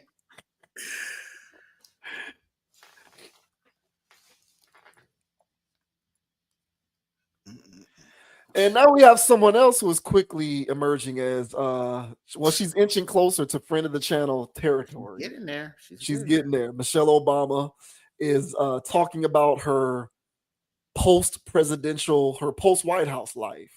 And she is speaking on how she has taken up therapy to help her figure out this next phase in her life, this next transition, and how to be more comfortable learning how to make decisions for herself, because she no longer has to consider making decisions in her life based upon her family or her children or her husband or the country. So it's how selfish is that? God. So Michelle Obama, she has her own podcast. We talked about a recent episode of her show that she did with Tracy Ellis Ross, the queen of the Cougars, apparently. And and so now she's talking about how she's in therapy to sort of understand how to best reconcile transitioning to the next phase in her life. So this says Michelle Obama says she's in therapy for transitioning into her next phase in life.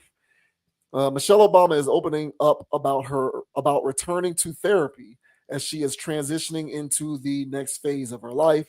The former First Lady 61 revealed in an appearance on Jay Shetty's On Purpose podcast about mental health on April 28th that she is currently in therapy to help navigate her next phase following her public life in the White House with husband Barack Obama, 63. At this phase of my life, I'm in therapy right now because I'm transitioning, Michelle said of her decision to return to counseling. I'm 60 years old. I finished a really hard thing in life with my family intact. I'm an empty nester. My girls are in. They've been launched.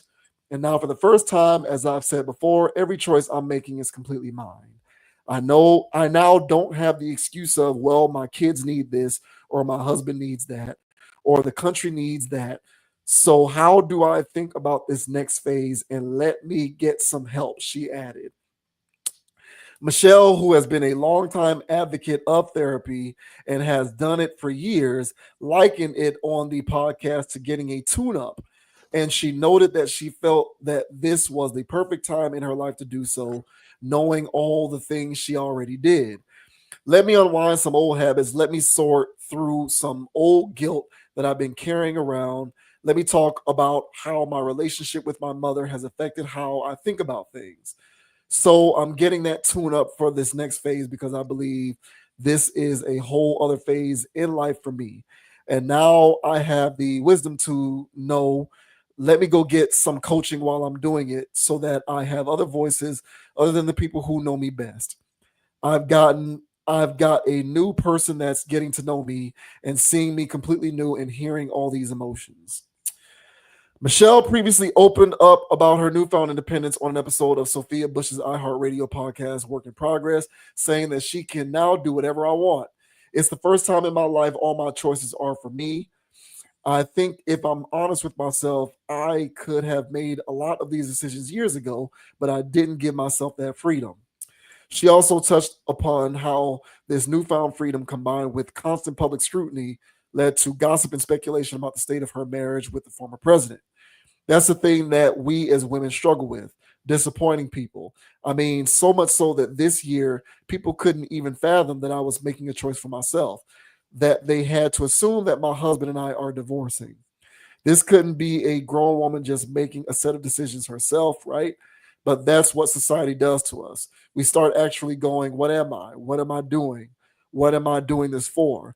And if it doesn't fit into the sort of stereotype of what people think we should do, then it gets labeled as something negative and horrible.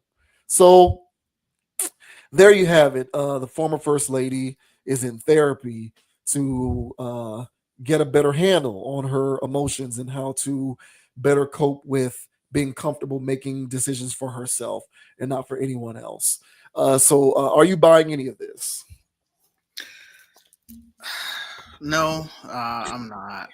And listen, it sounds great on the surface. So let me go ahead and give my disclaimer here. Now, so I have no problem. Yeah, I have no problem with somebody getting therapy, trying to transition to any phase in their life, mentally transitioning, that is.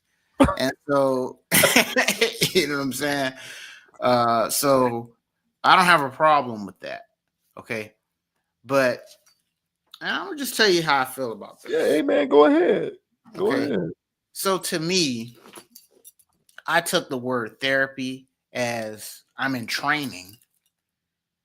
And the transition for the next phase in her life is all of this stuff.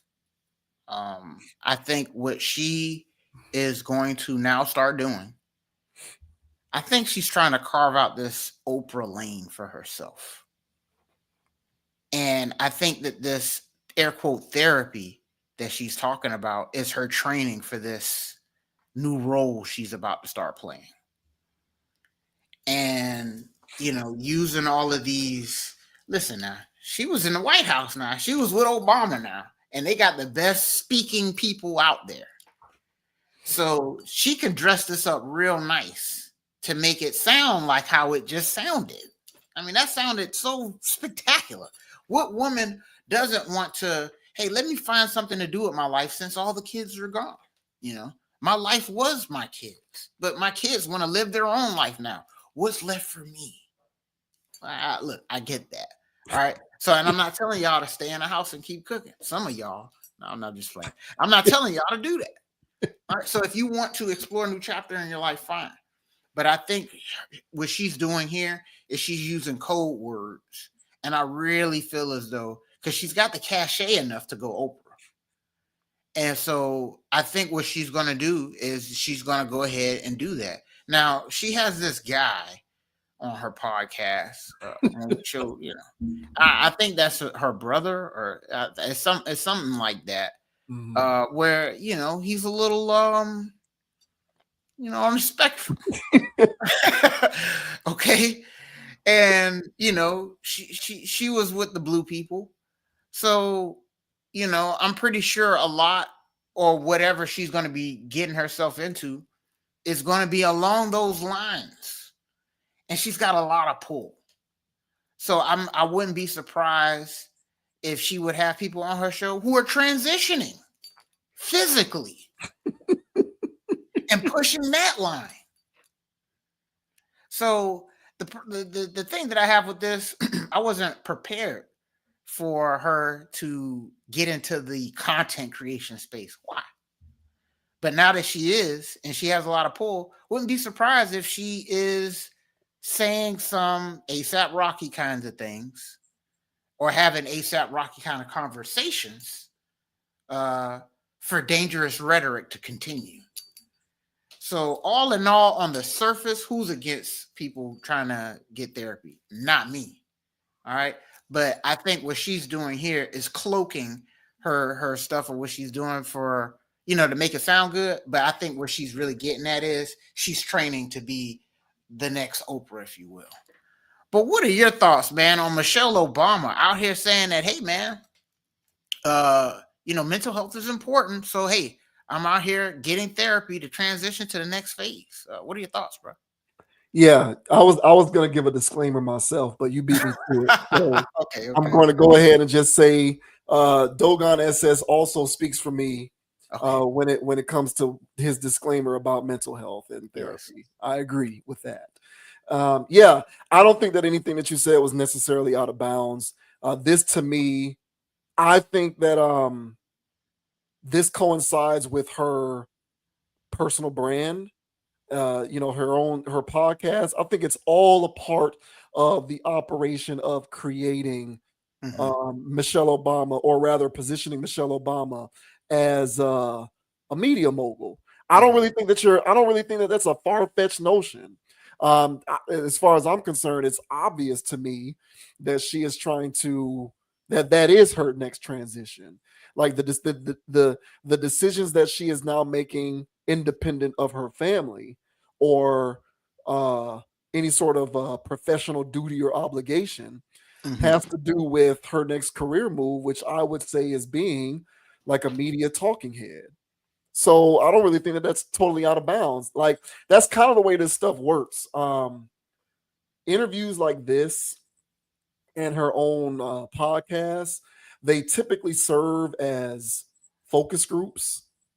She probably has a team around her, publicists, marketing people, communications people, whose jobs it is to put her in these particular contexts and then to gauge public reaction to it to determine what is the next step. Based upon consumer feedback, what are people saying about you? It's almost like a Q rating in sports. What are people saying about you? How do people feel about you being the host of any sort of thing? And then they take that data and that information, and then they plan their next steps based upon that feedback and that information.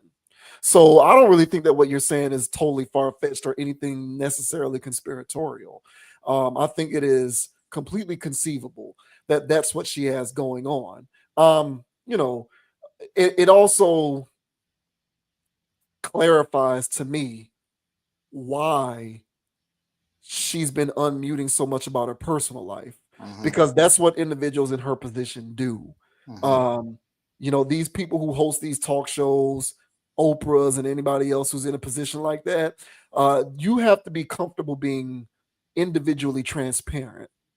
And so all of this talk about the state of their marriage, remember when we did a video not too long ago, and they were talking about this one was Barack.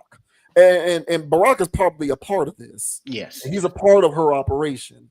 So he's probably supporting it and doing whatever he can to help make it happen.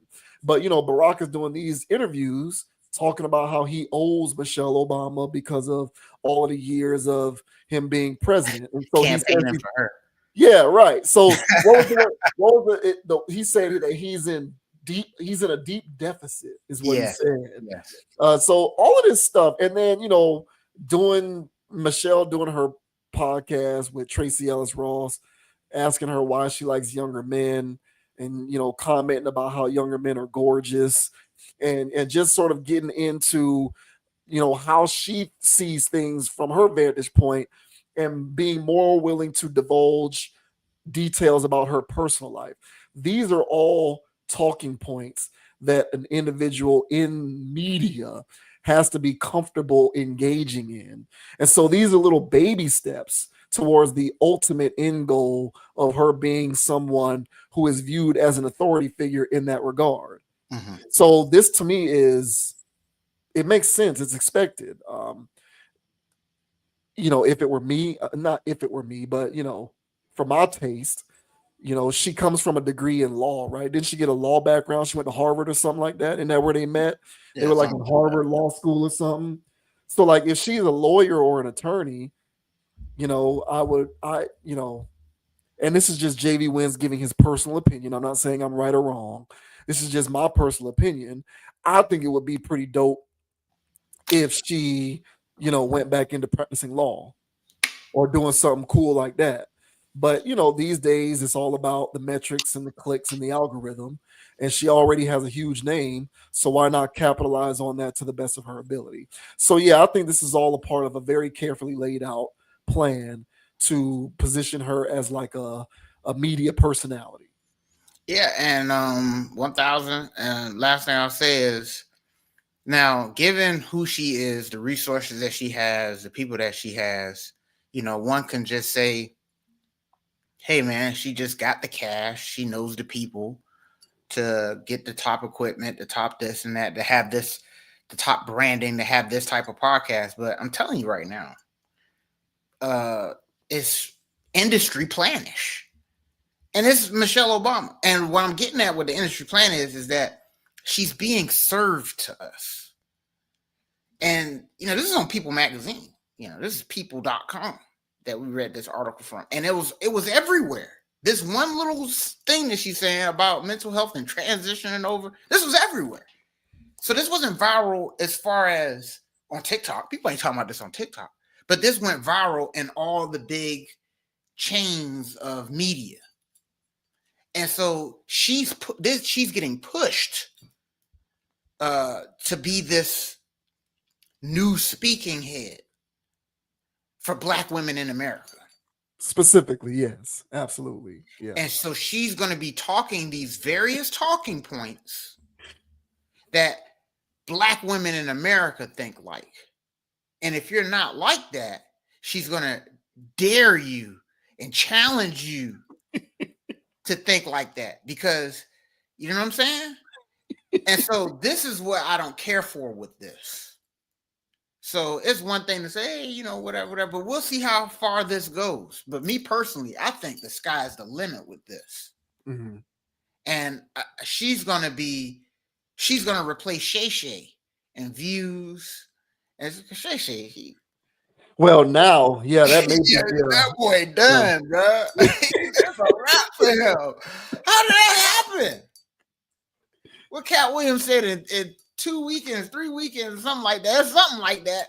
That thing happening ASAP. So there needs to be a voice for Black women.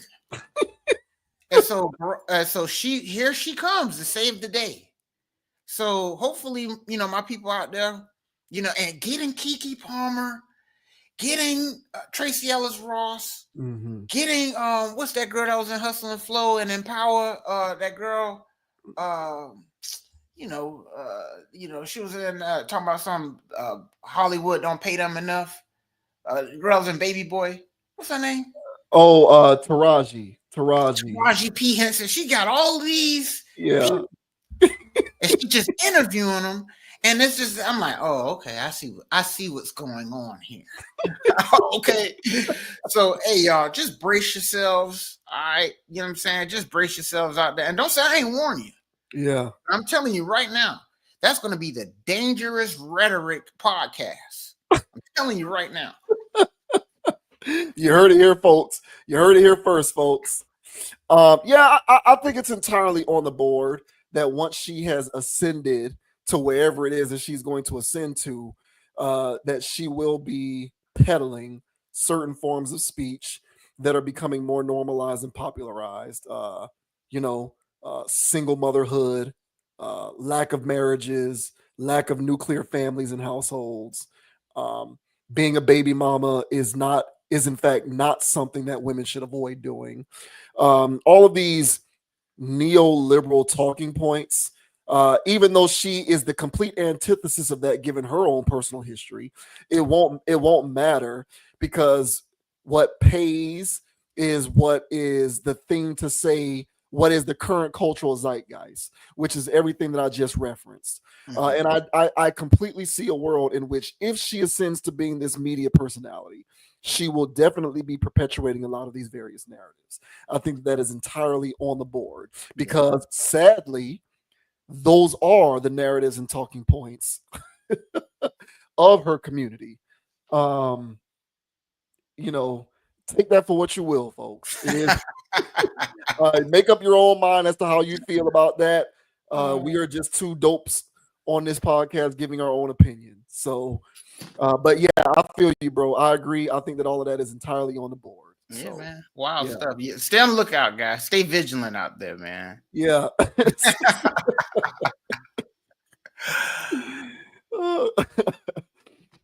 Jeez.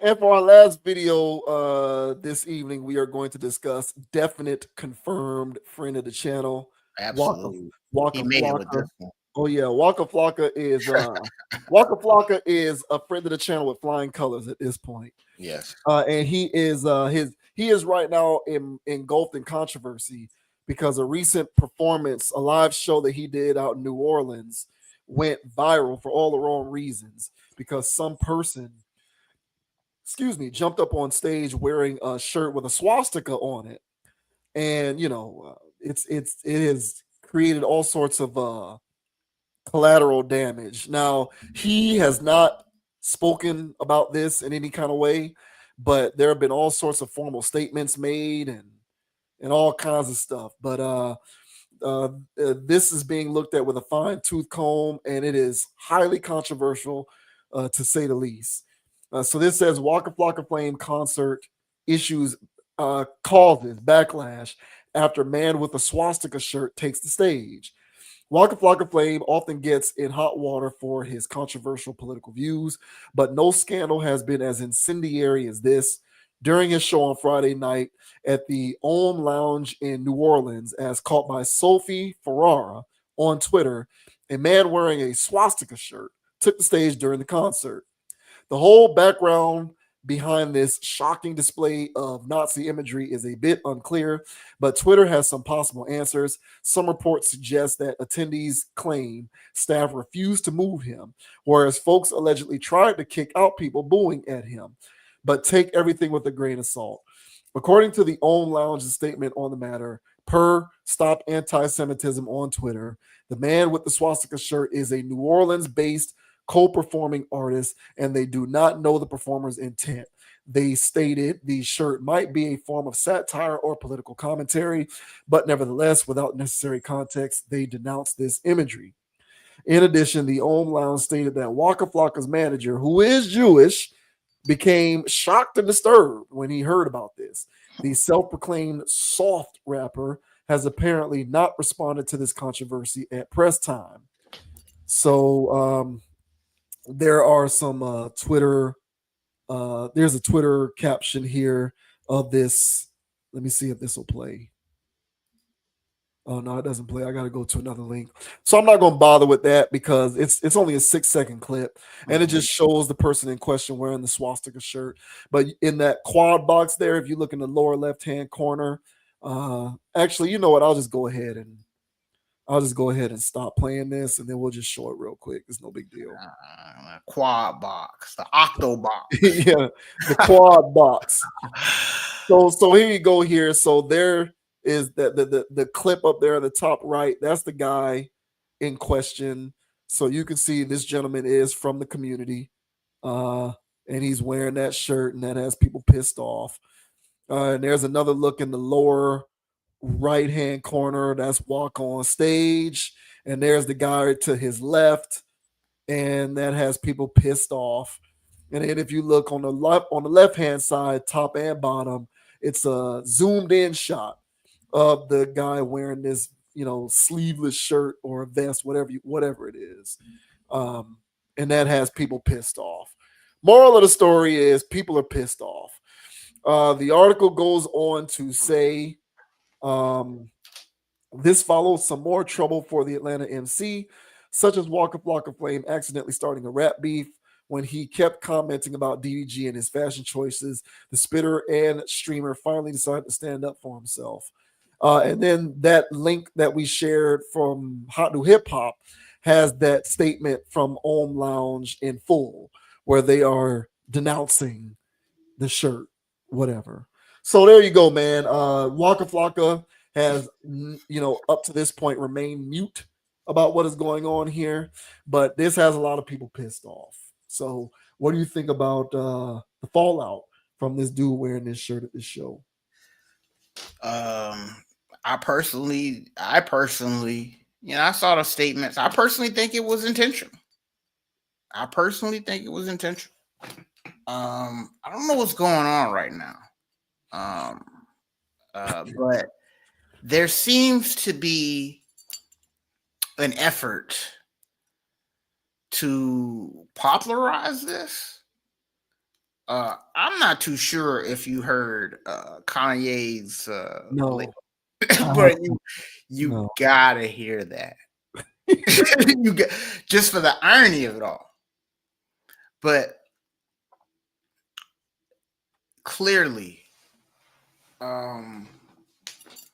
Waka is on something else right now. I don't know if money's too low. I don't know what he's got going on, but he's definitely doing stuff now. He was before just eventless. Now all of a sudden, bro, he's got stuff going. Yeah. And I don't think that's by happenstance, personally. You can't get on stage with that. You can't go anywhere with a shirt like that and not create an uproar. And not only can you not do it, you also can't not know that doing it will create the uproar. Exactly. Yeah. Waka on stage. So this is the opposite of what T.I. did. So Waka on stage saw that shirt.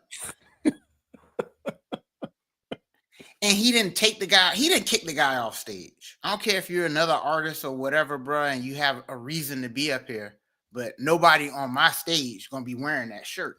Well, it kind of looks like he invited the guy on the stage. Like, if you look at the video, it looks like he was like, yeah. Right, and egging it on. And he had a pretty good view to see that, hey, what you got on the back of your shirt? Yeah. And so if the TI mechanism didn't click, even if he's neutral to it, the TI button didn't click to say, hey, I have to denounce this right here, right now. That didn't happen. So now, mind you, he did the whole thing at the beginning of this year when he was supposed to be doing stuff with orange associated things. And then all of a sudden he acts like he got beat up because he decided to do that. Now all of a sudden this is coming. And I'm sorry, there's way too much smoke around this for this to be coincidental. At this point, something about this is intentional. And so the Kanye stuff where he's going on these things, Waka, it's like, I'm telling you, man, I don't know who, me personally, bro, I don't know who sits at these board meetings that I think that this stuff is happening at, where they say, you know what, let's hire Waka Flocka. Let's hire Soulja Boy. It does seem that way. Yeah, that's what those Negroes like, don't they? Just go ahead and get them to start promoting that stuff. But why? And so this is where I'm at.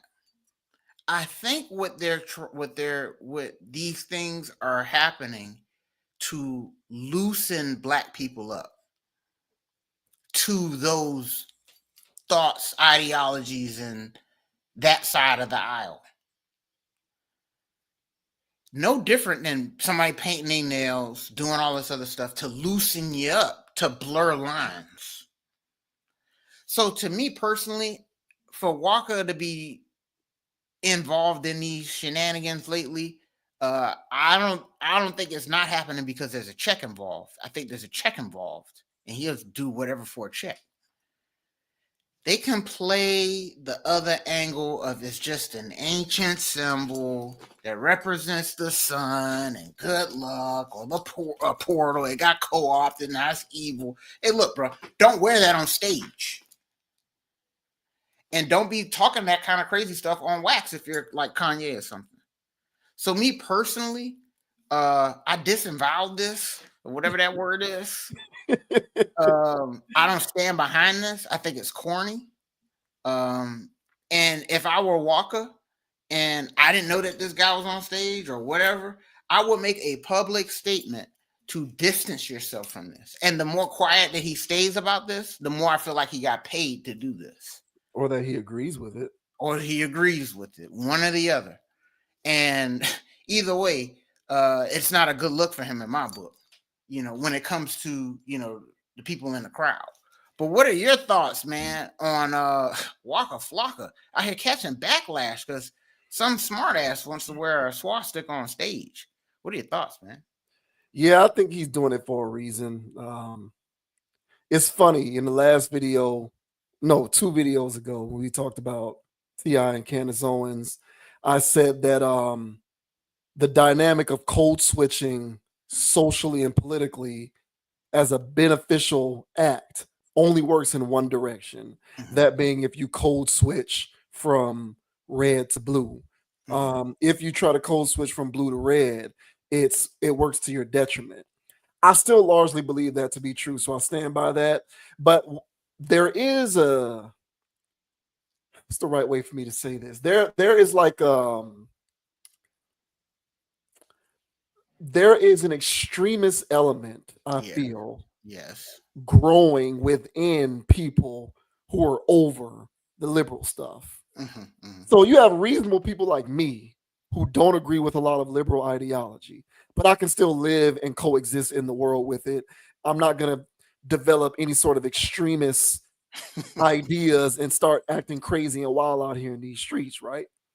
But then there's a contingent, mm-hmm. Both offline as well as online, that is growing and festering, mm-hmm. of people reacting to that in very extreme ways. Yes. And that element is garnering a lot of, it's getting a lot of momentum and steam, where the idea is we got to get rid of these people before they take us all over. Mm-hmm. And the manner in which they want, and the various manners in which they choose to go about trying to stop them from taking over is by copping to extreme things like this, mm-hmm. embracing those kind of symbols, mm-hmm. and engaging in all sorts of other sorts of extreme rhetoric, yes. which merely amounts to extremism confronting extremism, yes. as far as I'm concerned. Mm-hmm. So I don't really know if Waka very well could be on that page. I don't know the guy. But because I don't know him, I can't take it off the board that he's on the Kanye timeline. Like, I don't know what he thinks about in his spare time. Right, exactly. So yeah, like I don't know him or his belief sets well enough to completely dismiss the idea that he's on the Kanye timeline. And maybe in his mind, it's become so warped that he's now sort of transitioned into this phase of attacking extremism with his own form of extremism, which is what I think Kanye is resorted to. That boy out of his mind. And, Kanye is doing it. Kanye is dealing with the way that he looks at the world as well as his own personal trauma at the same time. He's never gotten over his personal life, his personal situation, the way he got finessed. But that was his own fault, bro. Ain't nobody tell you to marry a Kardashian, bro. You did that. That was your fault. You decided to sell your soul like that, bro. Right. Ain't nobody make you do that. You're the one that decided to marry this industry slore. And then you chose to have multiple children with her. So everything that comes after that, bro, is on you. But I feel like dealing with that whole ordeal and the aftermath coming out of the separation has further exacerbated what was already some form of extreme rhetoric, mentality festering within him. And now I don't know Waka from a can of paint, but I can't take it off the board that he's also not a part of that. But what I kind of feel like is going on is you're starting to see extremism on the other side of the seesaw. And they're saying we're justified in doing this because if we don't take it this far, then those other lunatics on the other side who've already taken it too far, they'll get their way. So I kind of feel like that's a part of what's going on here. And if he buys into it, it would sort of make sense as to why he would be inviting of that kind of thing on there. And it's like, look, bro, at the end of the day, where is your ability to read the room? Like, even if you privately agree with whatever symbolism is behind publicly doing that, you have to know that the people who are in your audience who paid to see your show are gonna hate that. Correct. Hey, listen, I'm Mr. Ancient Symbol Man. I know what that thing really means. I'm not gonna wear it on here. I'm not gonna have it in my background. That's confusing.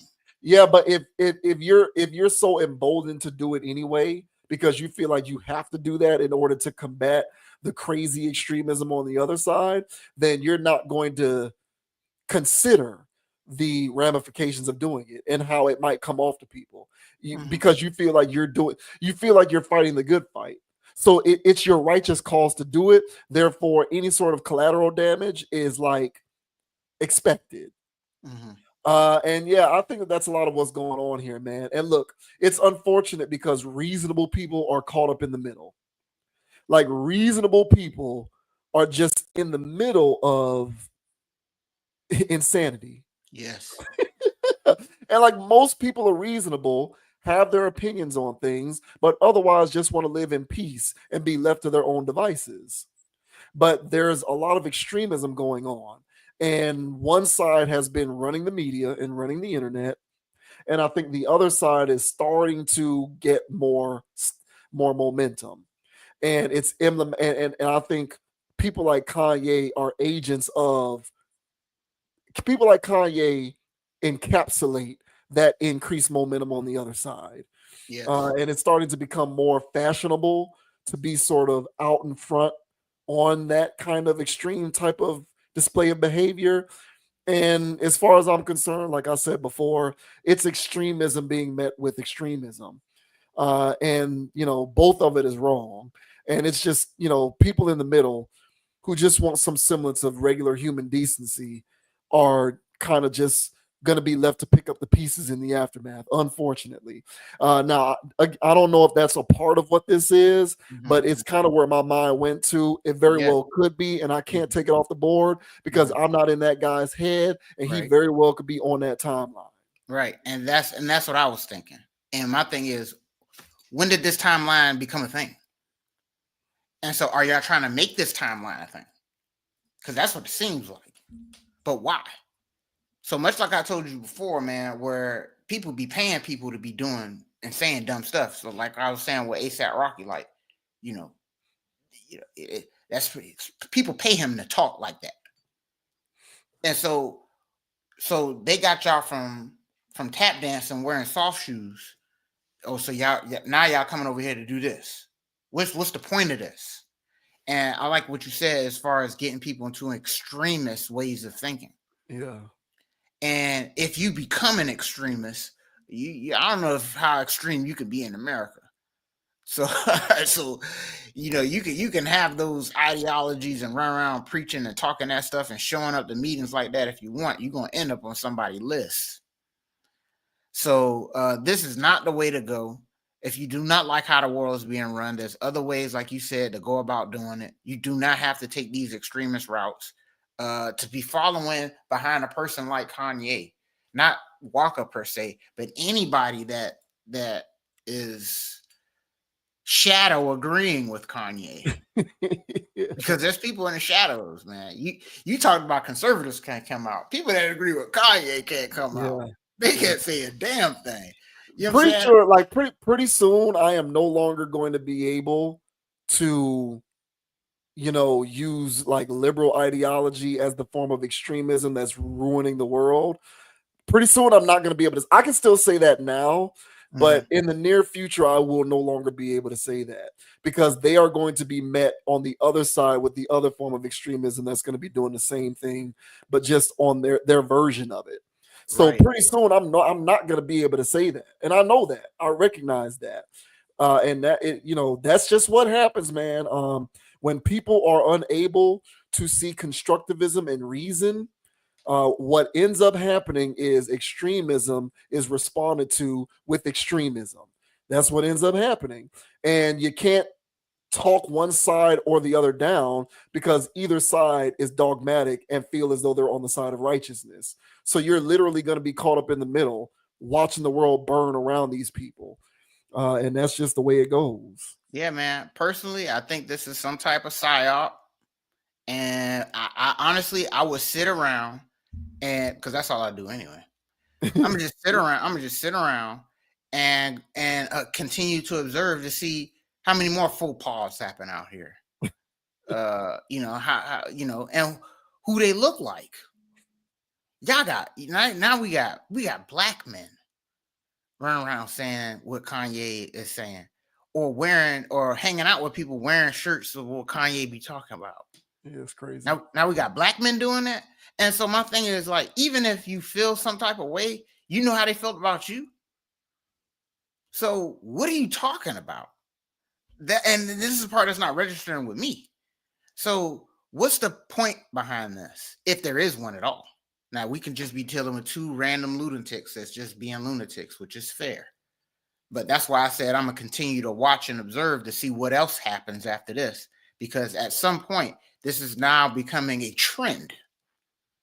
And in the year of 2025, out of all years, for this to be trending amongst celebrities, I find odd.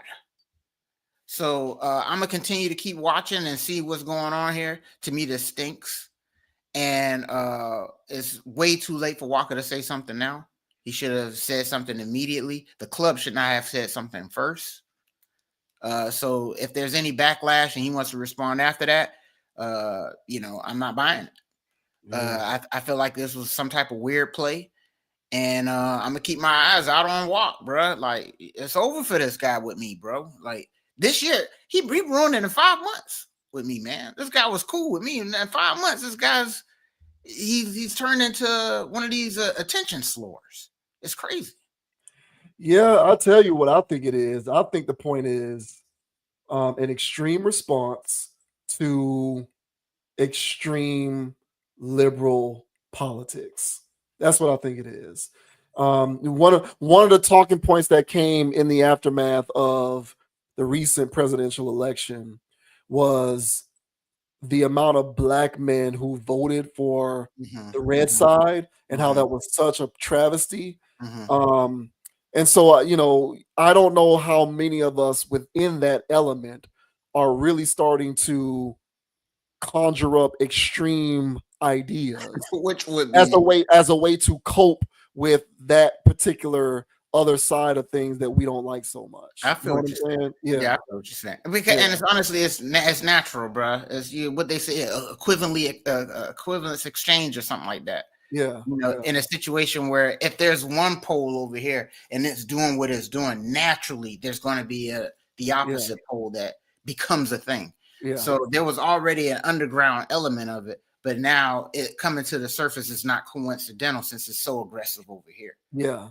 So I mean, I agree, bro. So man, like I said, I'll keep watching. But to me, this is a strike for Walker, another strike, man. So I can't get down with this, bro. I don't agree with this at all. Yeah, I don't agree with it either. But I see it. I see the windfall. You know, they probably looking at it saying, ASAP Rocky running around here wearing dresses. That is probably the antithesis. Is this guy doing this, wearing that symbol on his shirt That's the antithesis of ASAP Rocky wearing the dress, or Young Thug wearing the dress, or Caleb Williams paint his nails, or any of that other stuff. All of that other, for real. Like, it's the antithesis. So there's always a yin and a yang, but I just look at this as extremism on the other foot. So Agreed. I'm not with Waka on that one. Only because if you play that video back, it kind of looks like he patted the guy on the back as if he was welcoming him onto the stage. Right. And that is just ignorance at its finest, as far as I'm concerned. Mm-hmm. But what are you going to do? What I will do, however, is shouts out everybody who tuned into this week's stream. Shouts out everybody who is a member of the Conscious Approach community. Shouts out everybody who has liked any of our content, subscribe to the channel, and left a comment on any of our videos. We certainly appreciate you as we continue to kick this logical content and rock and roll. Check us out now on TikTok at Con Approach, CONAPPROACH.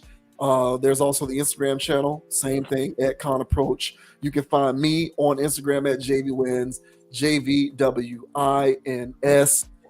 And again, if this is your first time catching wind of what we like to do here, go ahead and subscribe to the channel. Leave a comment. Let us know what you think about the commentary in this or any other video. We certainly appreciate the support.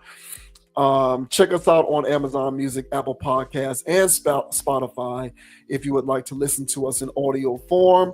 And until next time, guys, as I always like to say, don't be a group thinker. Don't be a conformist. Have a mind of your own. Think for yourself.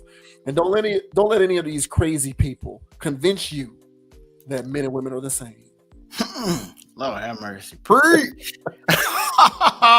Hey, man. And the name is Dogon SS.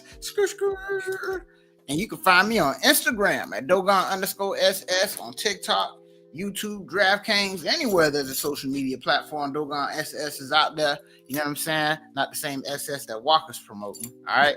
This is the universal kind, man, where we preach love, man. All right.